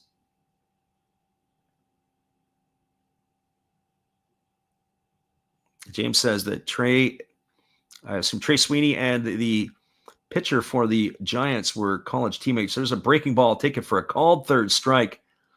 Baez sure didn't like the call, and he lets Phil Cousy know about it as he's walking back to the dugout, and Cousy and there they've ejected Javi Baez. Unbelievable. He's walking back to the dugout, and now you've got A.J. Hinch out, and he is giving it to Phil Cousy. We got a brouhaha here at Comerica Park. It's going to take a couple of players to hold Baez back. He is absolutely incensed. It looks like it's one of the coaches and Gleyber Torres have got him surrounded as they're taking him back to the dugout. I have to tell you, that pitch there, the breaking ball was, you get the K zone, and it looked like it was outside. Phil Cousy's zone today at the best of times hasn't been very good. But in fairness to Cousy, I got to say that Javi Baez, his swings early in the at-bat, some of the pitches that were bouncing up to the plate didn't do him any favors. As Hinch is going to walk back to the dugout, now he's going to have to make a change. Tigers are going to need a new center fielder. One would have to think it'll probably be Matt Vierling. We'll get a look at it on the replay again. That pitch was a good probably 6 inches out of the plate. Actually, more importantly, I'm surprised that Baez didn't swing at it. Finally showing some plate discipline to earn ball 4 and a walk, and he has to go back to the dugout, and now he gets an early shower. So that brings Carpenter to the plate, and the fastball misses down and in, and the count is quickly 1-0. So 1 ball and no strikes. Again, Carpenter swings at a fastball and yanks that one foul down the right field line, and the count is 1-1. Yeah, it probably never gets to that situation if Baez holds up on the first 2 strikes that he waved at. And that's unfortunate, as there's a breaking ball swung on. This ball is going to get looped into center field. It's down for a base hit, and Carpenter's got himself his first hit of the ball game, and that is going to bring up the designated hitter in Gleyber Torres. I always say right around this time of the year, this is about the time of the year when temperatures start to run hot for a lot of teams and a lot of players. You get into the Memorial Day weekend, and that's where the intensity starts to pick up around the league. You start to see a few more ejections. I don't know about this year so much, but I'd like to go and take a look at the number of ejections in baseball. There was a website that used to monitor them, and if I had to take a guess, I would think that we're down in numbers to this point. So that brings Gleyber Torres to the plate, who's 0 for 2 today. He has struck out both of his times to the dish. So fireworks in Detroit here in the bottom of the 5th inning as Javi Baez gets dumped by the home plate umpire, Cousy. I was thinking about who possibly could be the replacement for Angel Hernandez. I don't know if Cousy's got to be a candidate, but I don't think he's the worst.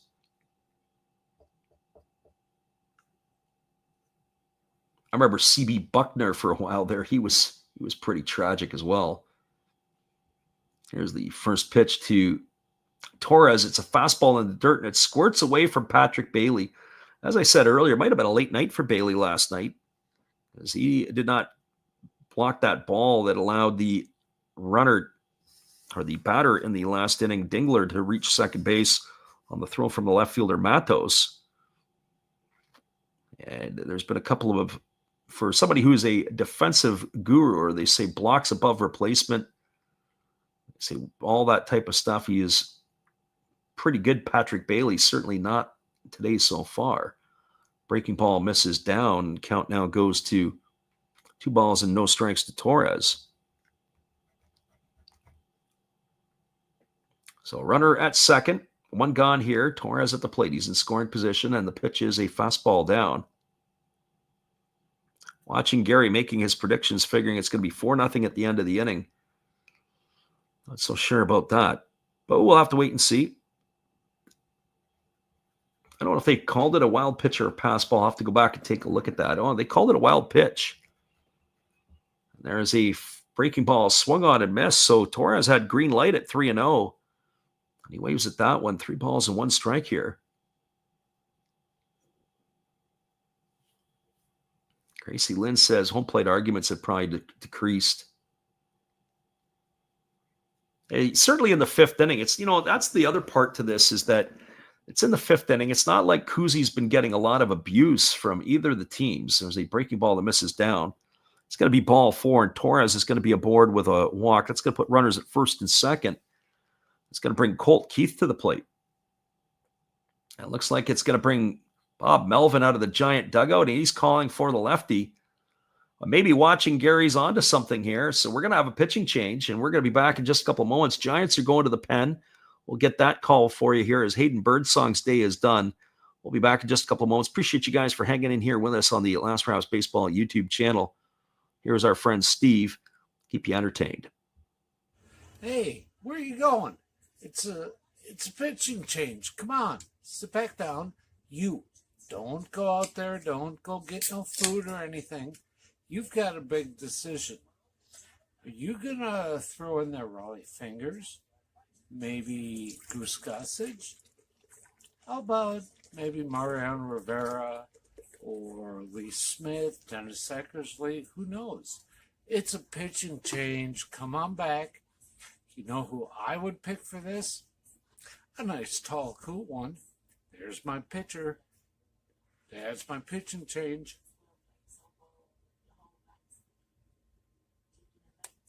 That's a winning combination. Come see my channel. Every day is opening day. And according to Bob, I must be in the front row. Blah. Welcome back, everybody. It is going to be Eric Miller taking over for Hayden Birdsong here in inning number 5. Miller coming on in relief as he will be brought in to face Colt Keith, the lefty here. He's getting his tune-up tosses. 27-year-old stands at 6'5", 268 pounds. He is a big fella. In his 2nd year with the big league club, he is making his 21st appearance. He's worked 17 in the 3rd innings. He's only allowed 15 hits, 3 runs, all of which have been earned. He has walked 10 and struck out 13, and he's got a 2-0 record. So Miller completing his tune-up tosses, and we'll be ready to resume the action here as he'll be set to face Colt Keith. Originally a 4th-round pick out of Stanford University. Big fella made his debut last year for the Giants as he is taking over here. It was interesting as the first pitch fastball misses inside, and it's no longer going to be Colt Keith. It's going to be Andy Ibanez who has come in to pinch hit. So Ibanez, who is supposed to be a left-handed pitching specialist, as there's a fastball that misses inside. Count goes to 2-0.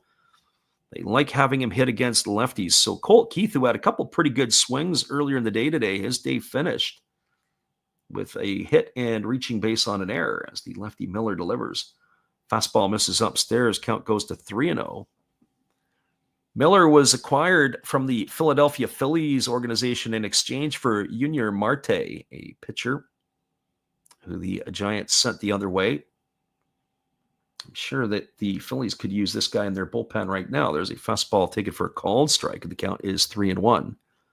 So 3 balls and 1 strike.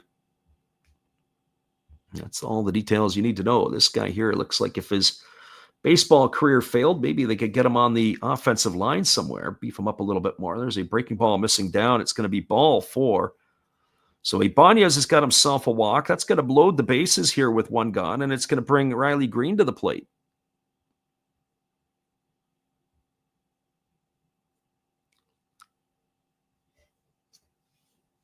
James says, what do you think about Torque's performance yesterday? As the left-hander delivers, there's a fastball taken for a called strike at the knees, counts 0-1. I have to tell you that Torkelson as a whole this year obviously has been significantly better, but he has tapered in the last little bit. There's a breaking ball taken for a called strike. Riley Green didn't like that. Now he's kind of shaking his head to Phil Cousy. That was probably the Javi Baez, I'm going to get you for another one. Here's the 0-2 pitch. Breaking ball swung on, golfed into right field. It's going to get over the head of the second baseman, Fitzgerald. That's going to bring one run in. Rounding third and heading home and scoring the second run is Gleyber Torres. The ball gets away from Patrick Bailey. And the Tigers have plated 2 as Carpenter and Torres come in on the single by Riley Green.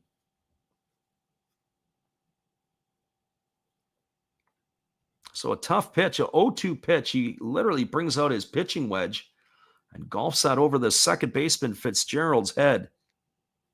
And the Tigers now up 3-0 here against the Giants in the 5th inning.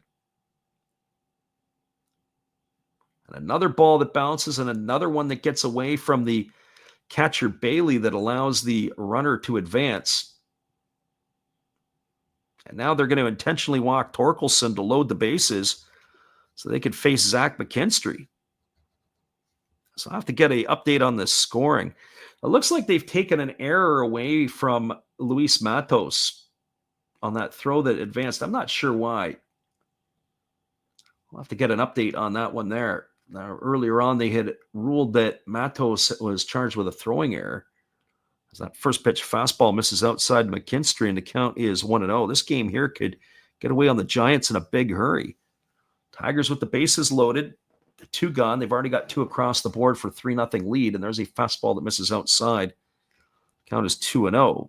There's only 1 gone here as Baez, who was struck out. Maybe that lit the fire under the Tigers. As the pitch on the way, our friend the hobbyist is in the house. There's a ground ball up the middle, fielded by the shortstop Adames. He steps on the bag. He throws to first. That's going to be an inning-ending double play, as that is going to go into the books as a 6-3 double play. Torkelson retired at second for the second out of the inning, and on the backside, McKinstry for out number 3, and that'll do it here for the Tigers. Well, they get a crooked number on the board. They scored 2 runs in the inning on the benefit of 2 hits. There was no errors, and there were 2 runners left aboard. Your score as we move now to the 6th inning on Memorial Day weekend. Happy Memorial Day, everybody. It is the Tigers who are leading the Giants 3-0. We'll be back in just a few. We appreciate you guys for being here. Our friend watching Gary was pretty close. He said it was going to be 4-0 at the end of the inning. Well, it was 3-0. You almost nailed it perfectly, my friend. We'll be right back in a few.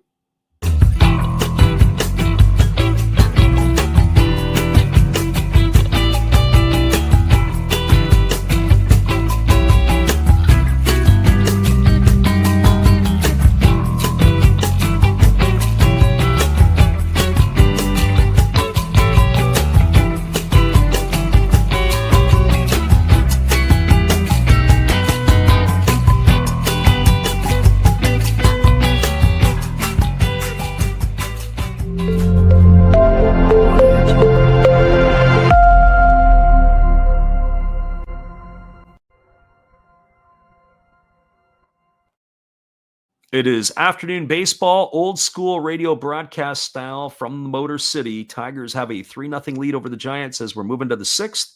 We'll be back in after this 30-second musical timeout.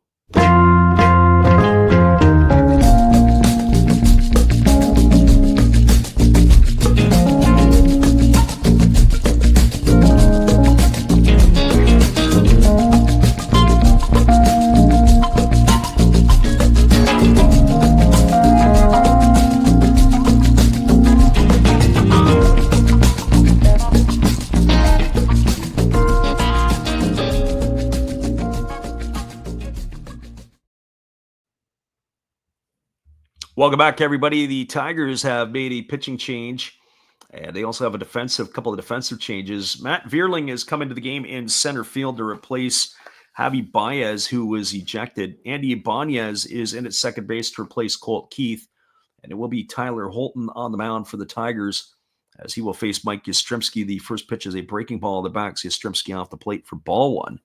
Count is 1-0. Holton, the left-hander, a valuable part of the Tiger bullpen last year. He's been decent this year, maybe not quite as sharp. Fastball swung on, grounded up the middle, fielded by Sweeney over the bag at second. And he's going to throw to first. That's going to retire Yastrzemski on a ground out 6-3 for the first out of the inning.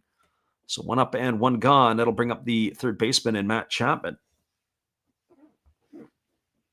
So Kiter Montero's day is done. Tyler Holton here on the mound. Holton this year has got 2 wins and 2 losses. He has worked, this is his 22nd appearance of the year. He has worked 23rd and the third innings coming into today's affair as there's a first pitch breaking ball missing down to Matt Chapman for a ball. He's allowed 22 hits, 10 runs, 9 of which have been earned. He has struck out 22, pitching to a record of 2-2. Fastball swung on, grounded up the middle, and that's going to get into center field for a base hit. So Matt Chapman is aboard with a single. It's only the second hit allowed today by Tiger pitching. And that is going to bring up the center fielder in Jung-Hoo Lee. I was looking back at Holton. He's been very effective for the Tigers over the last couple of years. He appeared in 66 games last year, had a 7-2 record. The year before, he was in 59 games. One of my concerns would be is how much they've used them and have they used them too much. There's a fastball that is swung on and missed, and the count is 0-1 to Lee. But the Tigers, you do have to give your hats off to the Tiger pitching coach, Chris Fetter, and the Robin Lund, the assistant pitching coach, and Juan Dieva is the bullpen coach. As there's a ball that's golfed into right center field off of the bat of Lee. Coming up with it is the center fielder Vierling, and holding at second will be Chapman. So now the Giants have something brewing here as they got back-to-back singles by Chapman and Lee. It's going to bring up Wilmer Flores to the plate.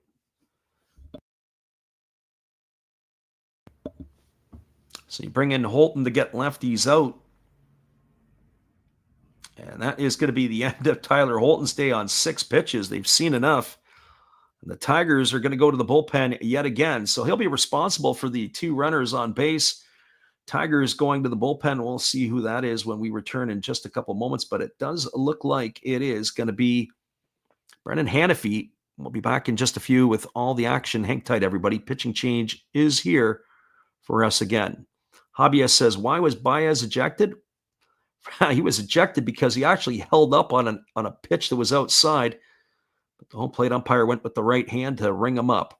And that is what happened to good old Javi. We'll be back in just a couple of moments. We appreciate you guys for being here. Be right back after this. Hello, everybody. Steve Rodmacher coming back at you again.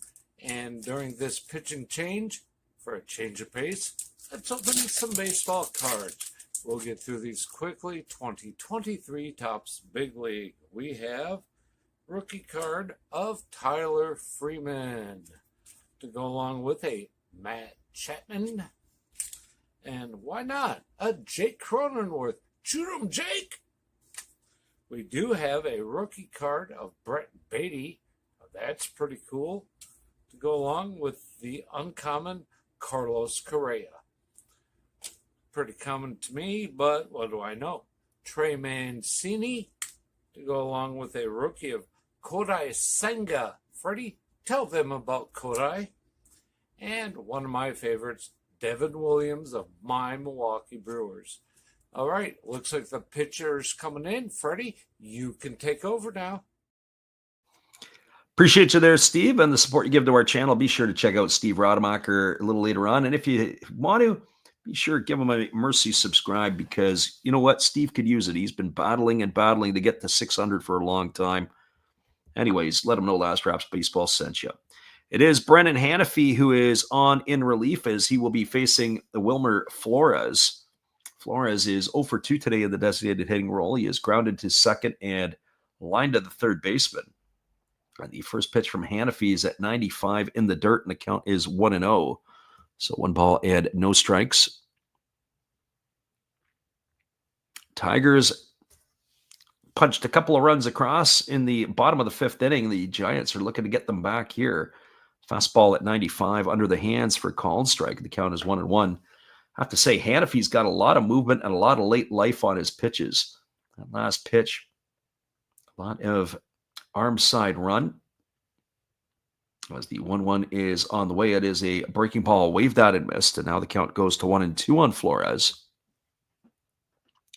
So 1 ball and 2 strikes.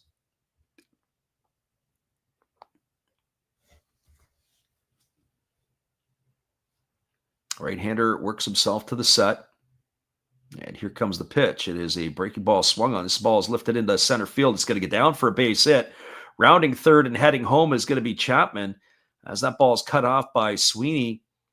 And the Giants have got their first run of the game. So an RBI single off the bat of Wilmer Flores. And the Giants have cut back into the lead. It is now 3-1 for Detroit.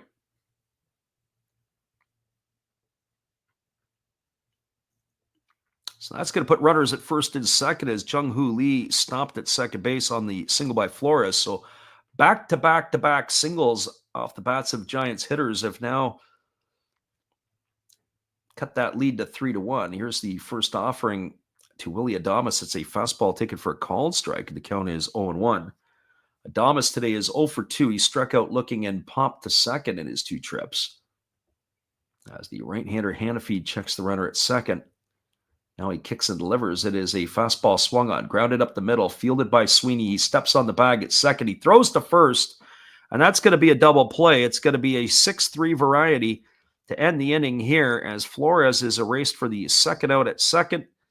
The third out is Adames at first. Well, the Giants, they get themselves on the board.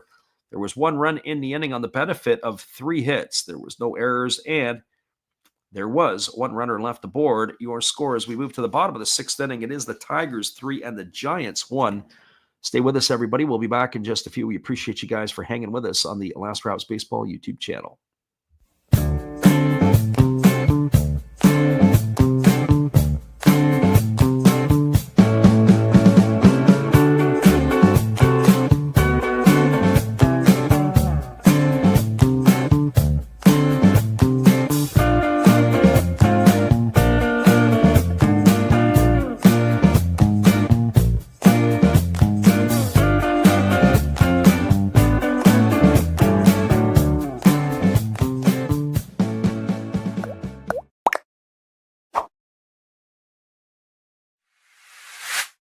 Well, you got to have an ace in the hole, a little secret that nobody knows. Life is a gamble, a game we all play, but you've got to save something for a rainy day. You've got to learn to play your cards right if you expect to win in life. Don't put it all on the line for just 1 roll. You've got to have an ace in the hole.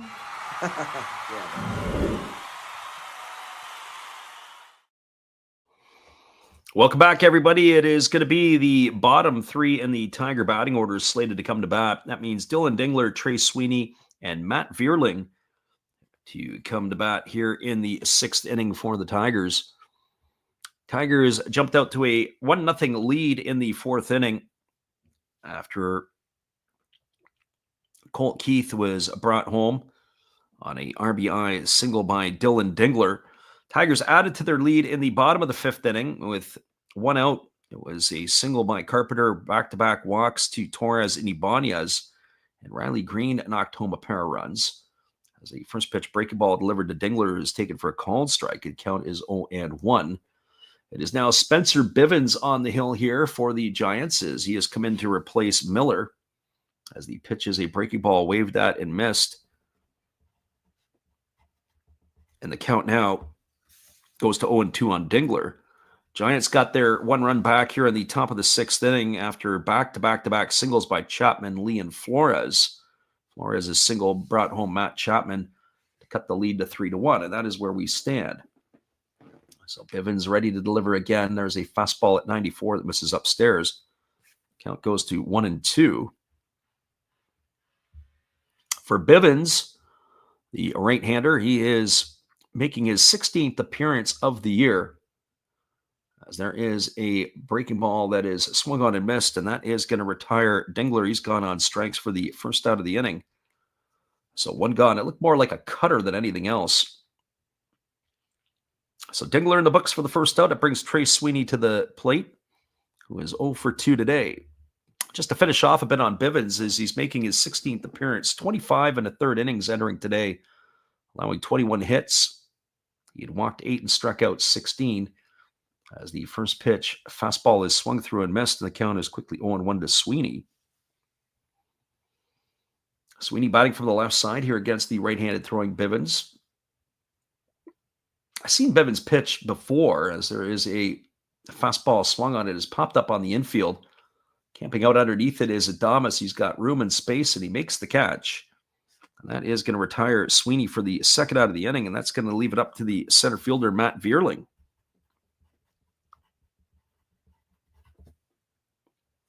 Well, for Vierling, this is his first at bat of the afternoon.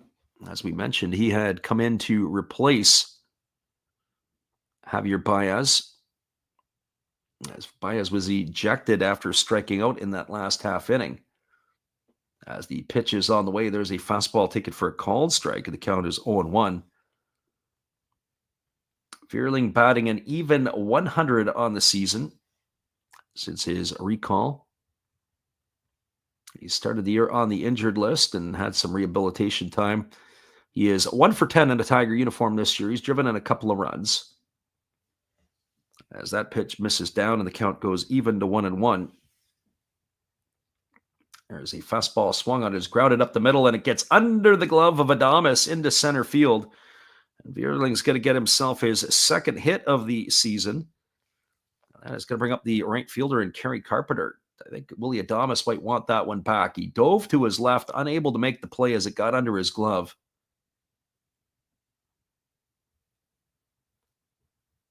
And that brings Kerry Carpenter to the plate.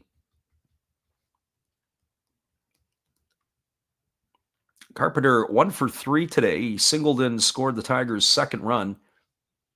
He's also grounded out twice to second, and he swings and pitch and fouls that one away, and the count is quickly 0-1 to Carpenter.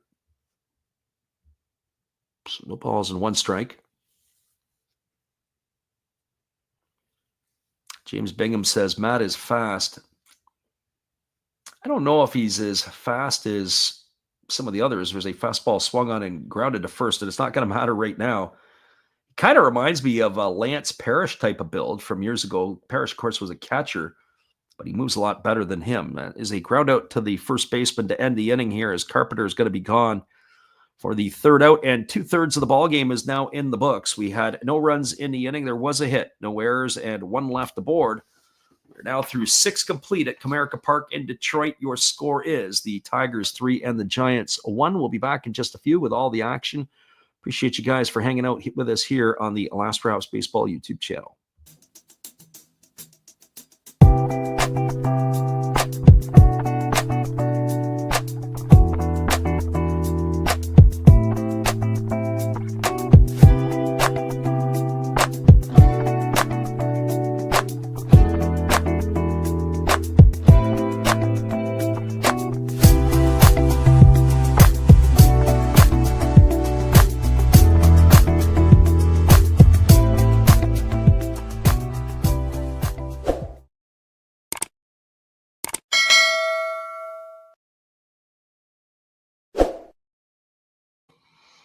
Welcome back, everybody. It is going to be Lamont Wade Jr., Tyler Fitzgerald, and Patrick Bailey scheduled to come to bat when we return in just a couple moments. Appreciate you guys for hanging with us on the Last Raps Baseball YouTube channel.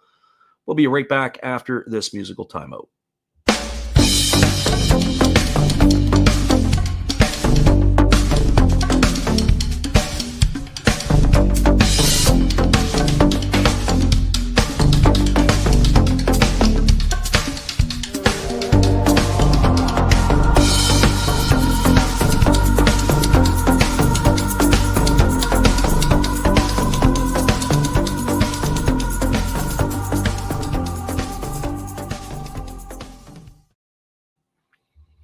Welcome back, everybody. We do have a pitching change as the Tigers are going to their bullpen. It is going to be the 27-year-old Bo Brisky, 6'3", 200-pound right-hander coming on in relief.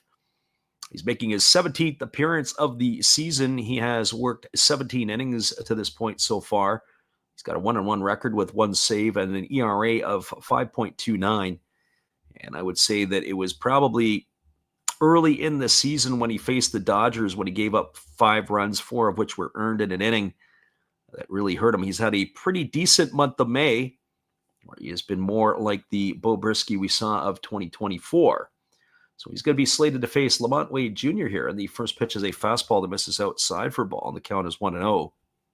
Wade Jr., Fitzgerald, and Bailey to face the right-hander Brisky here in the top of the 7th inning. As the right-hander holds himself to the set, now delivers. Fastball taken for a called strike. The count is 1-1 to Lamont Wade Jr. I can see Lamont Wade Jr. not impressed with that call from home plate umpire Phil Cousy. I guess that is as far as he's going to go outside. So here comes the 1-1 pitch. As it's on its way, it is a changeup that misses down and away, and the count goes to 2-1. Good discipline there by the left-handed hitting Wade Jr. Our friend the hobbyist says that he always had a problem telling the difference between Lance and Larry Parrish. Larry was the third baseman who was the Texas Ranger and Montreal Expo. As that fastball misses outside, it's now 3-1 to Wade Jr. So 3 balls and 1 strike. Again, Brisky gets his sign from Dingler. He works himself to the set. And the 3-1 is on the way. It's a changeup that misses outside. It's going to be ball 4. So a leadoff walk here for Lamont Wade Jr. to begin the 7th inning. And that's going to bring up the second baseman and Tyler Fitzgerald.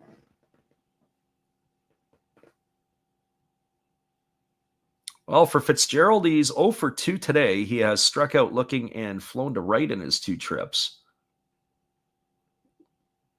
James says I should become a radio announcer. No, it's not the gig. We're just having fun doing this. Here comes the pitch. It's a fastball swung on, and it's lifted foul down the right field line. Count is quickly 0-1. Sometimes we can be overly critical of the players, and I'm sure that the home teams would be a little bit concerned about that. It is a soft age in which we live sometimes. But we're going to be brutally honest, at least here. We can tell you what we think. There's a split finger pitch that misses down in the dirt, and the count goes even at 1-1 to Fitzgerald. Especially early on in this game when Luis Matos was making a meal of it in left field. Oh boy. Make you cringe a little bit, make your eyes water. That was just for the Giants fans. For the Tiger fans, oh, they must have been whooping it up in left field. And there is a changeup that misses down, and the count goes to 2-1 on Fitzgerald. So 2 balls and 1 strike. A lot of fun. We get a chance to do the games. I'm going to try to, maybe we're debating whether we do another one today or not on Memorial Day. We'll do these same 2 teams again on Wednesday, and then we'll get back into the late night Japanese stuff as there's a fastball swung on. It's popped up down the left field line. Moving over toward it and making the catch is Riley Green. That's going to retire Fitzgerald for the first out of the innings. So 1 gone here. It'll bring up the catcher and Patrick Bailey. We were off for about 8 days. I just had different things that we couldn't get done. But this is game number 50 of the year. Our goal is to do 150. So we're a little bit ahead of schedule. Got the end of May here. We'll probably knock off another half a dozen. And we're going to lose some time in August, unfortunately.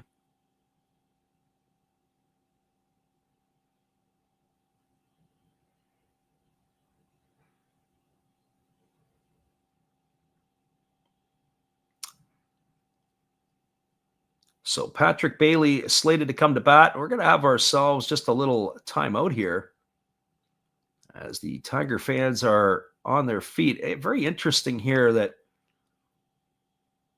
they acknowledge the American flag in the middle of the inning. Normally speaking, they'll do God Bless America, or they'll make an announcement at the end of the half inning. And so it's a little bit strange that they did it with 1 out here. But good for the Tigers. A little unique.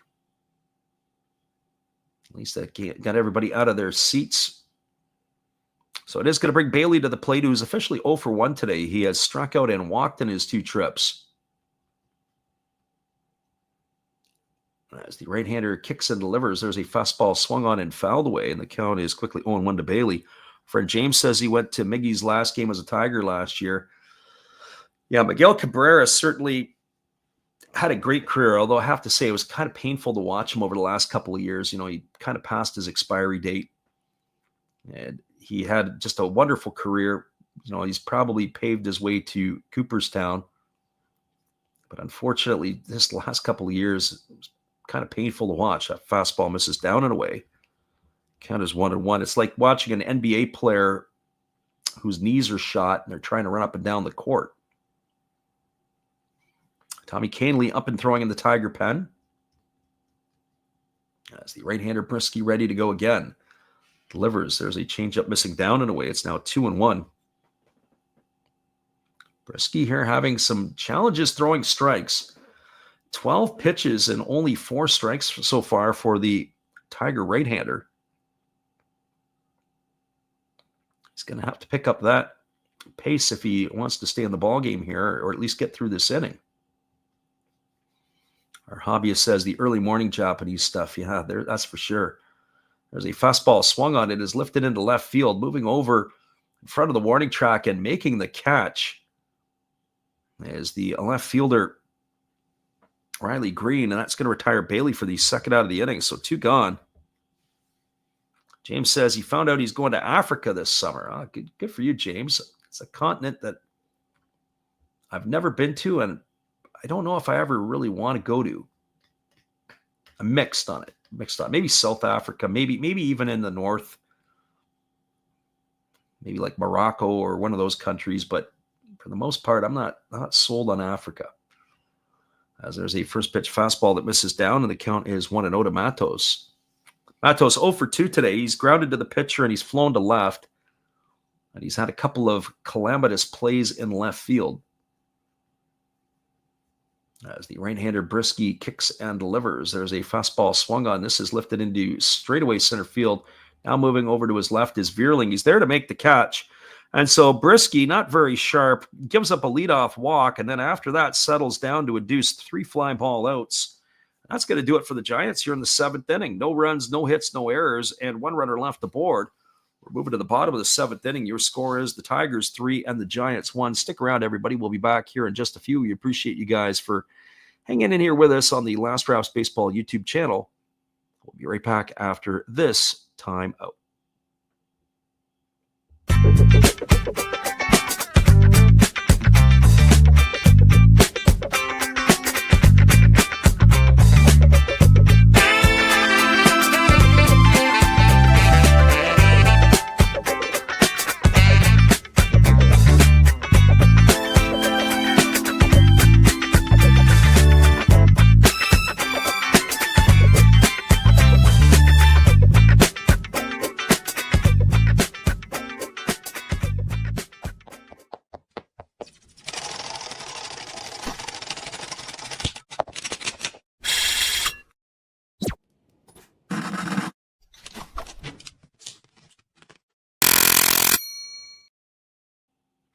Welcome back, everybody. We'll get you caught up on the out-of-town scoreboard as there are 3 other games currently going on in Major League Baseball. In the top of the 4th inning, the Milwaukee Brewers are enjoying a 1-0 lead over the Red Sox. It is going to the bottom of the 4th inning, and the Cubs are doing to what everybody seems to be doing to the Rockies this year, and that's beating them. The Cubs are up 1-0 going to the bottom of the 4th at Wrigley. And in the top of the 1st inning, it's just underway. It is the Cardinals and the Orioles locked at 0s. It is the leadoff hitter at the plate, Lars Nootbaar versus Charlie Morton in that one. All other games are later starts. There's 3 that go off at 4 o'clock Eastern or 1 Pacific. And then there is one at 6:10. It'll be the Dodgers and the Guardians, Yamamoto and Williams. That goes off 6:10 Eastern or 3:10 Pacific. And then it'll be Twins and the Rays at 7:05 Eastern, 8:10 Eastern will be Pirates, Diamondbacks, 8:40 Eastern, Marlins and Padres. And it'll be the Yankees and Angels at 9:38. Not sure. We were talking about the possibility of maybe doing that one late night. It is Yarborough against Konchanowicz, or if that's how you say his name, I have to go and look that up. But that is what we are looking at later today. The little extended inning here because they were doing the God Bless America rendition, as they had one of the military officers doing the song for the Comerica Park here today. So we have a little extra break here. 3-1 is the scoreline for the Tigers, as they got one in the fourth, two in the fifth, and the Giants responded with one of their own in the top of the sixth inning. And that is where we stand here. The starting to get into the deep water for the Giants as they are running out of outs. It'll be Gleyber Torres, Andy Ibanez, and Riley Green slated to come to bat here for the Tigers. And their half of the inning, as we are ready to resume. Spencer Bivens remains on the hill here for the Giants. And the first pitch at 94 is swung on and fouled away, and the count is 0-1 to Torres. Torres officially 0 for 2 today, has struck out twice, walked, and scored a run. As the right-hander Bivens ready to go work again. There's a breaking ball that misses down and away. And the count now goes to 1-1 on Torres. Hobbyist says that was a cool little break. Not sure which one that you were looking at there, Hobbyist. Can't remember which one it was. I looked away for a couple of moments. As that breaking ball misses down, the count goes to 2-1. That was actually a cutter more than anything. Say a breaking ball, sometimes a cutter, a slider, they're kind of cousins to each other sometimes. As there is a fastball swung on, grounded up the middle, fielded by the shortstop Adames, moving to his left. He throws to the first. That is going to retire Torres. It's a ground out, 6-3 for the first out of the inning. And I want to say, Chris, thanks for stopping in. We appreciate you for doing it, as always. And we are very thankful for you for popping into our stream today. Have a happy Memorial Day, and hopefully the weather is good in Tennessee where you're at. So Torres is in the books for the first out, and Andy Ibanez takes a first pitch fastball at the knees for a called strike, and the count is quickly 0-1. Ibanez came in for Colt Keith in the fifth inning, and he walked, was stranded at third. As there's a fastball swung on, it is lifted into right field, coming hard, and making the catch on the run is Yastrzemski, and that is going to retire Ibanez for the second out of the inning. So 2 quick outs here, and that's going to leave it up to the left fielder in Riley Green. Always enjoy the hobbyist popping into the stream. If you get a chance, be sure to check out Chris's channel. He's got all kinds of stuff. He opens different things and shares his love of baseball and all kinds of stuff with his kids. So that is going to bring Riley Green to the plate. Riley Green batting from the left side here against the right-hander Bivens, who kicks and fires. Fastball swung on. This ball is lifted into deep right field. Back onto the warning track is Yastrzemski, and he's there in front of the Myers sign to make the catch, and that is going to do it, as Riley Green is going to be retired for the third out of the inning. He set it a long way, but just not long enough, as Yastrzemski, who had to go back. That's a tough play for Yastrzemski. He had to catch it in the shadows as the ball had come out of the sunlight, and that is going to do it here for the Tigers in their half of the seventh inning. They go in order. No runs, no hits, no errors, and nobody left the board. We're now moving to the top of the eighth inning. Your score is Detroit 3, San Francisco 1. Stick around, everybody. We'll be back in just a little bit. We appreciate you guys for hanging in here with us on the Last Raps Baseball YouTube channel. It'll be the Giants coming to bat when we return.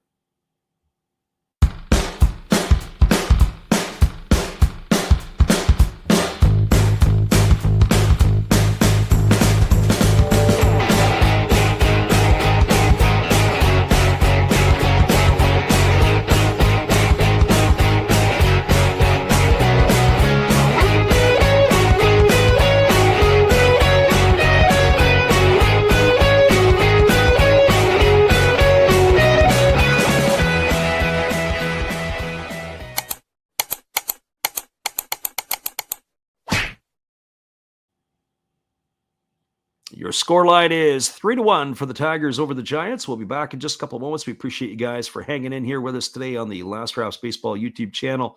I know it's not MPB Baseball, but it is our Japan Baseball Report and our Facebook group. Join us if you like. All things Japanese baseball. We'll break back after this. You are listening to live NPB commentary with Last Raps Baseball. Be sure to check out our podcast, The Japan Baseball Report, either on YouTube or wherever you get your podcasts.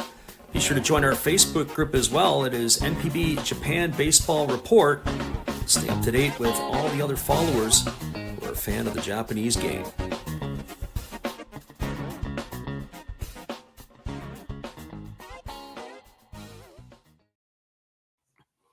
Welcome back, everybody. It's going to be the top of the order coming up to bat for the Giants here in inning number 8. Mike Yastrzemski, Matt Chapman, and Jung-Hoo Lee.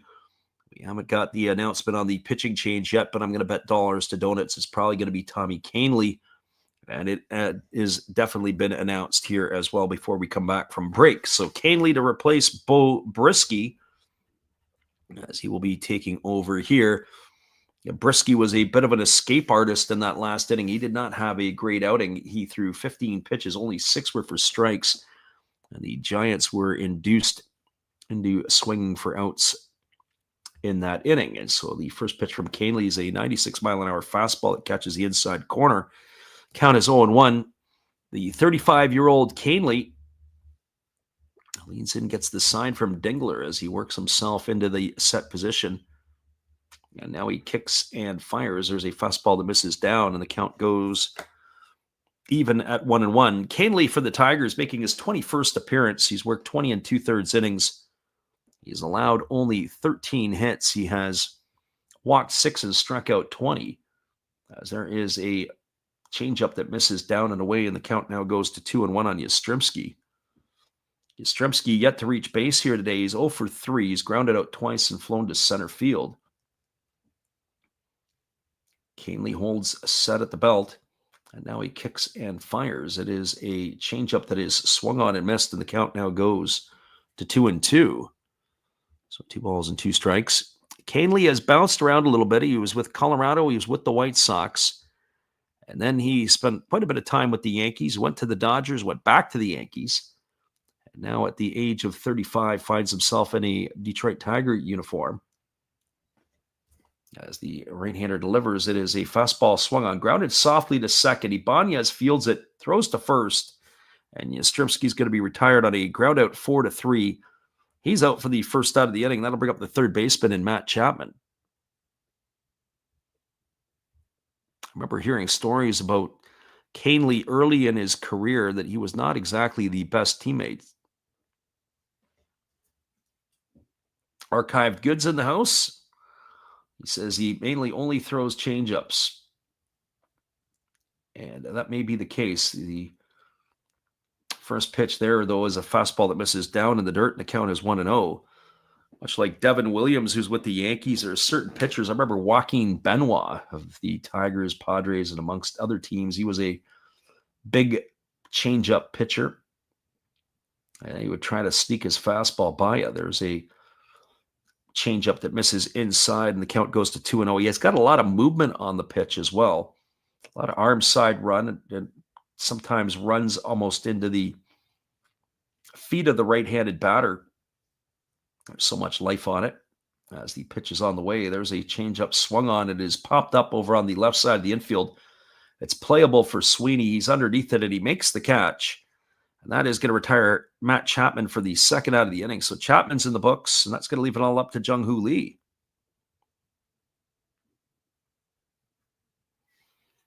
Well, for Lee, he has 2 of the Giants' 4 hits today. He has 2 for 3. Both of them have been singles. So Kahnle facing the Korean for the first time, and it's a changeup that catches the outside corner for a called strike. The count is 0-1. I guess if you're looking at the positives of Phil Cousy, who ran Javi Baez earlier, well, you're getting the calls here for the Tigers as well. So here comes the 0-1 pitch. There's a breaking ball swung on. It's grounded over to second, fielded neatly by Ibanez. He throws to first, and Lee is going to be retired on the ground out 4-3. So Kahnle comes in, and he does his job effectively, and that is going to do it, as that is going to retire Lee for the third out of the inning. There were no runs, no hits, no errors, and nobody left the board. We'll be back in just a few. We appreciate you guys for being here. It is the Tigers coming to bat in the bottom of the 8th inning. Our friend the hobbyist says he's back because the kids want ice cream. And Al Peetler says the longtime Tiger fan says Frank Larry was the Tiger killer. There you go. That is the other one there for us as well. Knew you would know the answer to that one for sure. We'll be back in just a bit. Tigers coming to bat. It is going to be Torkelson, McKinstry, and Dingler when we return.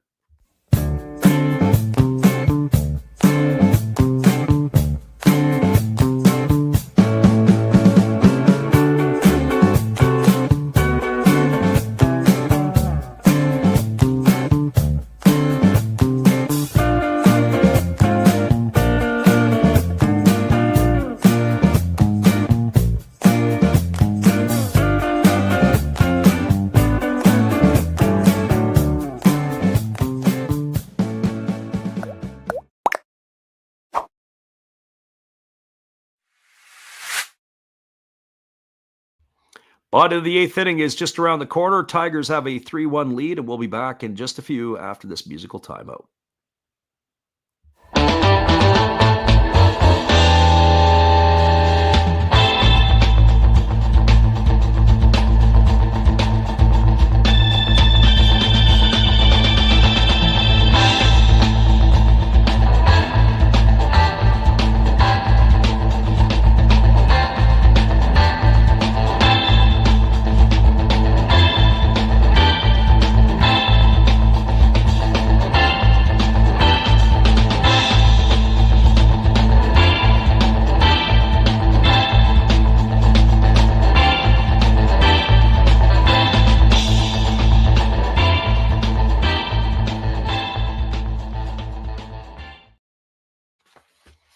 Welcome back, everybody. It is going to be Jordan Hicks coming on in relief as he will take over here for Spencer Bivens, the hard-throwing right-hander, back in the bullpen for the Giants. He was brought over, signed as a free agent out of the Toronto Blue Jay organization, and they wanted to make a starter out of him. But Hicks is now in his second year with the Giants, and he has been moved back to the bullpen at this point. He does have 9 starts on the season, but he had a fluffed up ERA of 6.46. He's got a record of 1-5. And so maybe that experiment as the starter is over. And the first pitch at 97 is swung on and fouled away, and the count is 1-1. There was a time a few years ago when he was pitching in the bullpen that he was running up more pitches over 100 miles an hour than Aroldis Chapman. And he was doing that with the St. Louis Cardinal organization. As the pitch is on the way, it is a breaking ball missing outside. Count goes even at 1-1. But a lot of life in the arm of Jordan Hicks as the 1-1 pitch is forthcoming here to Torkelson. On its way, it is a breaking ball swung on. This ball is belted into deep left field, but not deep enough. Matos now coming in, and he is going to make the catch, and that is going to retire Torkelson for the first out of the innings. So 1 up and 1 away. That'll bring up the third baseman in Zach McKinstry. We've been taking our shots at Matos today because obviously he had that issue back in the first inning of making the error. And when we look at the action today, he's caught himself 3 balls out there. Wind has picked up quite a bit in Comerica, in Detroit. They said it was only 7 miles an hour to begin the ball game. I'd like to know what it has changed to now. First pitch to McKinstry is missed down for a ball. The count is 1-0. McKinstry 0 for 3 today. He's grounded into a double play. He's flown to left and he has struck out. Takes a breaking ball for a called strike. The count goes to 1-1. So 1 ball and 1 strike it is. Right-hander again delivers. There's a fastball taken for a called strike at 98. McKinstry stiffened up on that one. It's now 1 ball and 2 strikes.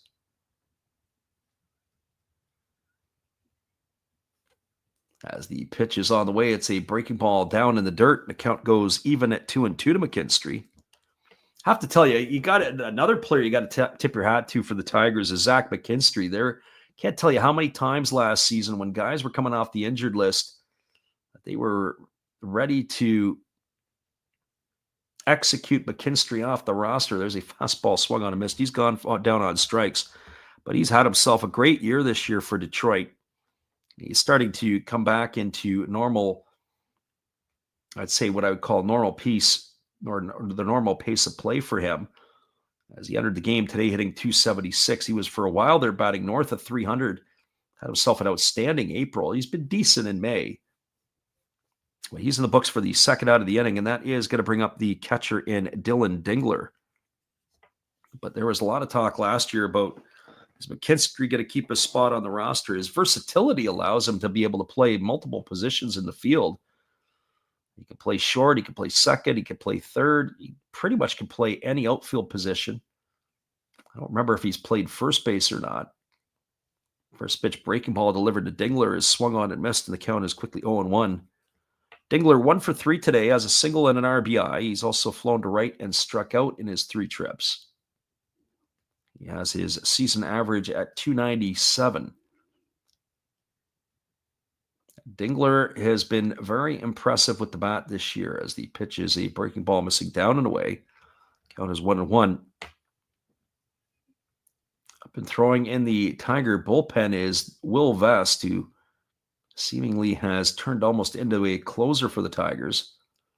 Fastball misses upstairs, and the count now goes to 2-1. He's been getting the opportunity to close games for Detroit. So 2 balls and 1 strike as the right-hander holds to the set. Now delivers. It's a breaking ball that goes all the way to the backstop. It's now 3-1 to Dingler.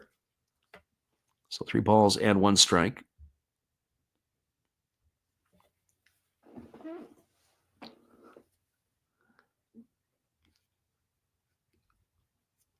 Right-hander Hicks ready to go again. He delivers. There's a fastball swung on and it's grounded foul down the third base line. And now the count is full to the Tiger catcher.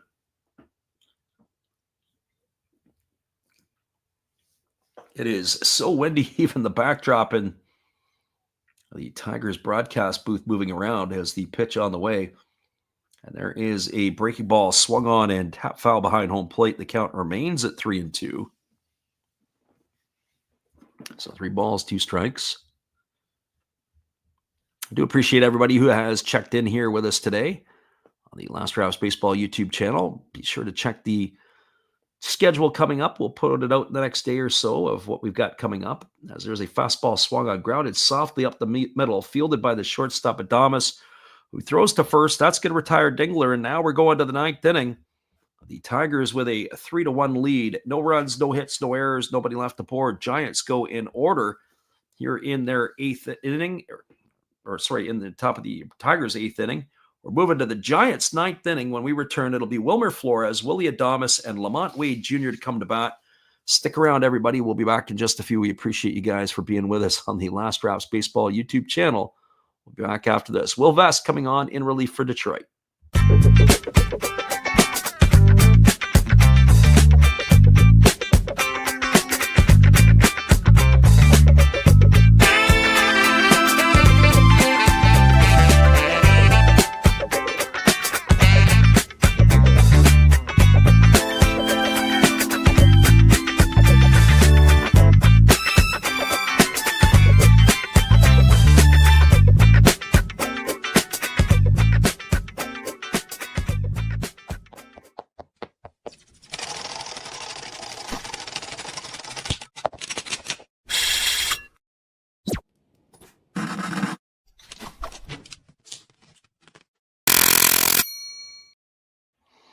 Welcome back, everybody. We are moving to the top of the 9th inning. It is 2 good ball teams going at it today, Tigers and Giants. Fun to watch this one. We'll be back in just a bit. Will Vest coming on in relief for the Tigers to see if he could close it out. We'll be right back after this.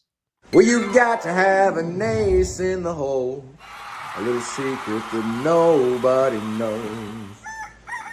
Life is a gamble, a game we all play. But you've got to save something for a rainy day. You've got to learn to play your cards right if you expect to win in life. Don't put it all on the line for just one roll. You've got to have an ace in the hole. Yeah. Welcome back, everybody. Will Vest on to try to close this one out for the Tigers as he will be coming on to face Wilmer Flores, Willie Adames, and Lamont Wade Jr. Vest has been really good this year for the Tigers. He's making his 23rd appearance of the year. He has worked 24 innings. He's allowed 15 hits, 5 runs, 4 of which have been earned. He has walked 9 and struck out 26. And the first pitch at 95 miles an hour misses upstairs to Flores for ball 1. Counts 1-0. Flores 1 for 3 today, as he has a single in 3 trips. He was erased in a double play, but he did drive a run in. The only one of the game here for the Giants so far, as there's a fastball that is at 96. It catches the outside corner and it counts 1-1. Fred the Hobbyist says he likes the robot portion of that infomercial, as there's a fastball that misses up and in, and the count goes to 2-1 on Flores. Yeah, that's kind of a cool little piece. Playing around, adding some other stuff in to keep you guys entertained in between innings. So 2 balls and 1 strike as Vest delivers again. There's a fastball at 96, swung on and foul behind home plate. And the count is 2-2. I haven't seen enough of Vest lately. I know he's been getting a lot of time. I remember when he was originally a Tiger farmhand and the Seattle Mariners took him in the Rule 5 draft. As there's a breaking ball that misses down and the count goes to 3-2. And at that time, when you're taking the Rule 5 draft, you have to stay on the Major League roster for the entire season. And Vest began his big league career in 2021 with the Mariners, had a pretty good month of April, and then just sort of fell apart. There's a fastball swung on. This was going to be lined into right field. It's going to get down for a base hit. Flores is going to make it to first base, and that's going to bring Willie Adames to the plate with a runner at first and nobody out. Good piece of hitting there by Flores as he stayed inside the ball and went the other way, lining that into right field for a base hit. But he had to be returned to the Tigers because they couldn't send him down, or they could have sent him down, but they had to be offered back to Detroit. And Detroit had taken him back. As there's a fastball swung on. It's grounded to short. They go to second for 1, and that's all they're going to get. Sweeney had to charge the ball. He fielded it as he was falling forward, delivered a good strike over to Andy Ibanez. That's going to be a fielder's choice. Adames is going to be safe at first. Flores is going to be erased 6-4 on the putout for the first out of the inning. That's going to bring up the first baseman in Lamont Wade Jr. But just to finish off a little bit there about Will Vest, he had a pretty good start to his big league career. Then they caught up to him a bit. And then they sent him back to Detroit, and he's been with the Tigers big league club over the last 4 seasons. First pitch, breaking ball, taken for a called strike, and the count is 0-1. So no balls and 1 strike. Lamont Wade Jr. 0 for 2 today. He's also drawn a walk as he swings through a changeup, and the count is now at 0-2. So way ahead in the count here is Vest. So no balls and 2 strikes. As the right-hander again works himself into the set position. Now the pitch on the way. Fastball at 96 upstairs. The count goes to 1-2. So 1 ball and 2 strikes.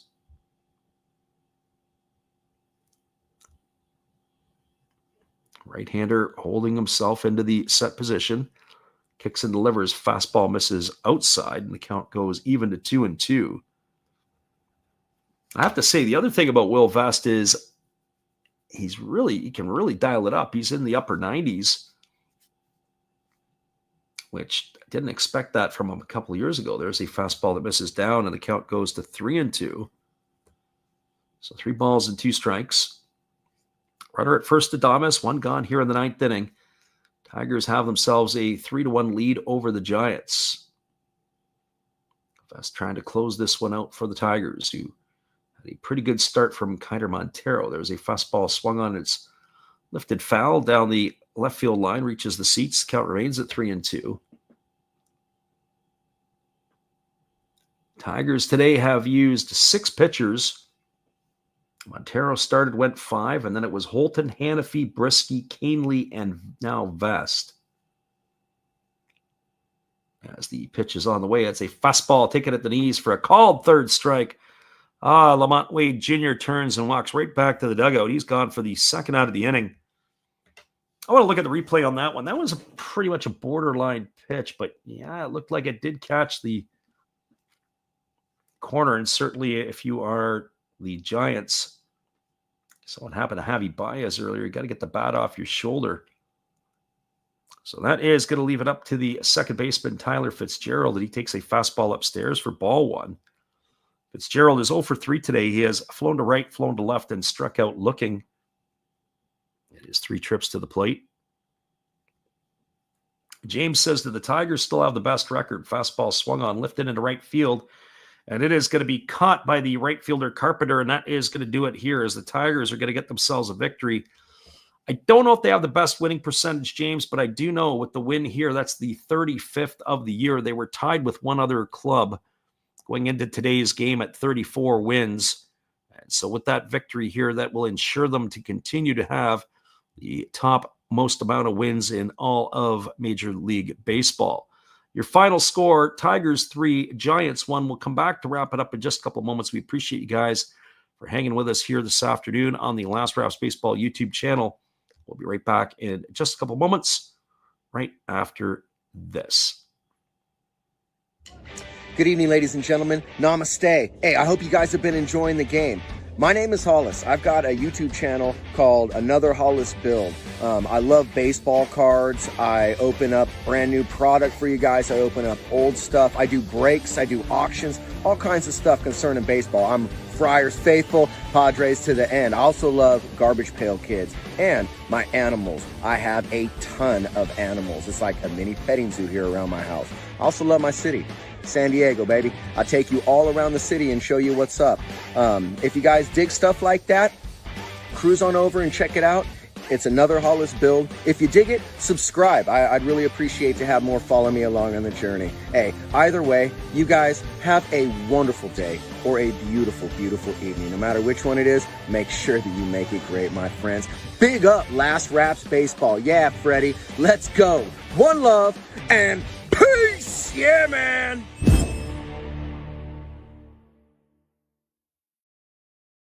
Appreciate you, everybody, for popping in today as the final score here from Comerica Park in Detroit was 3-1. And everybody who did listen, including our friend the hobbyist as well, for popping in. Appreciate you for hanging with us today. Our friend James asked the question, the Tigers still have the best record. They entered the game tied with the Phillies. Phillies had 34 wins as well. So at the end of the day, they will have the same amount of wins or will be flying atop Major League Baseball on their own with 35 victories to this point. We'll give you the recap of this one here. We'll tell you how it all went down as the Tigers opened the scoring in the fourth inning. It was a leadoff single off the bat of Colt Keith. With one out, Spencer Torkelson singled. After a Zach McKinstry flyout, it was Dylan Dingler who singled home Colt Keith with the first run of the ball game, and that gave the Tigers an early 1-0 lead.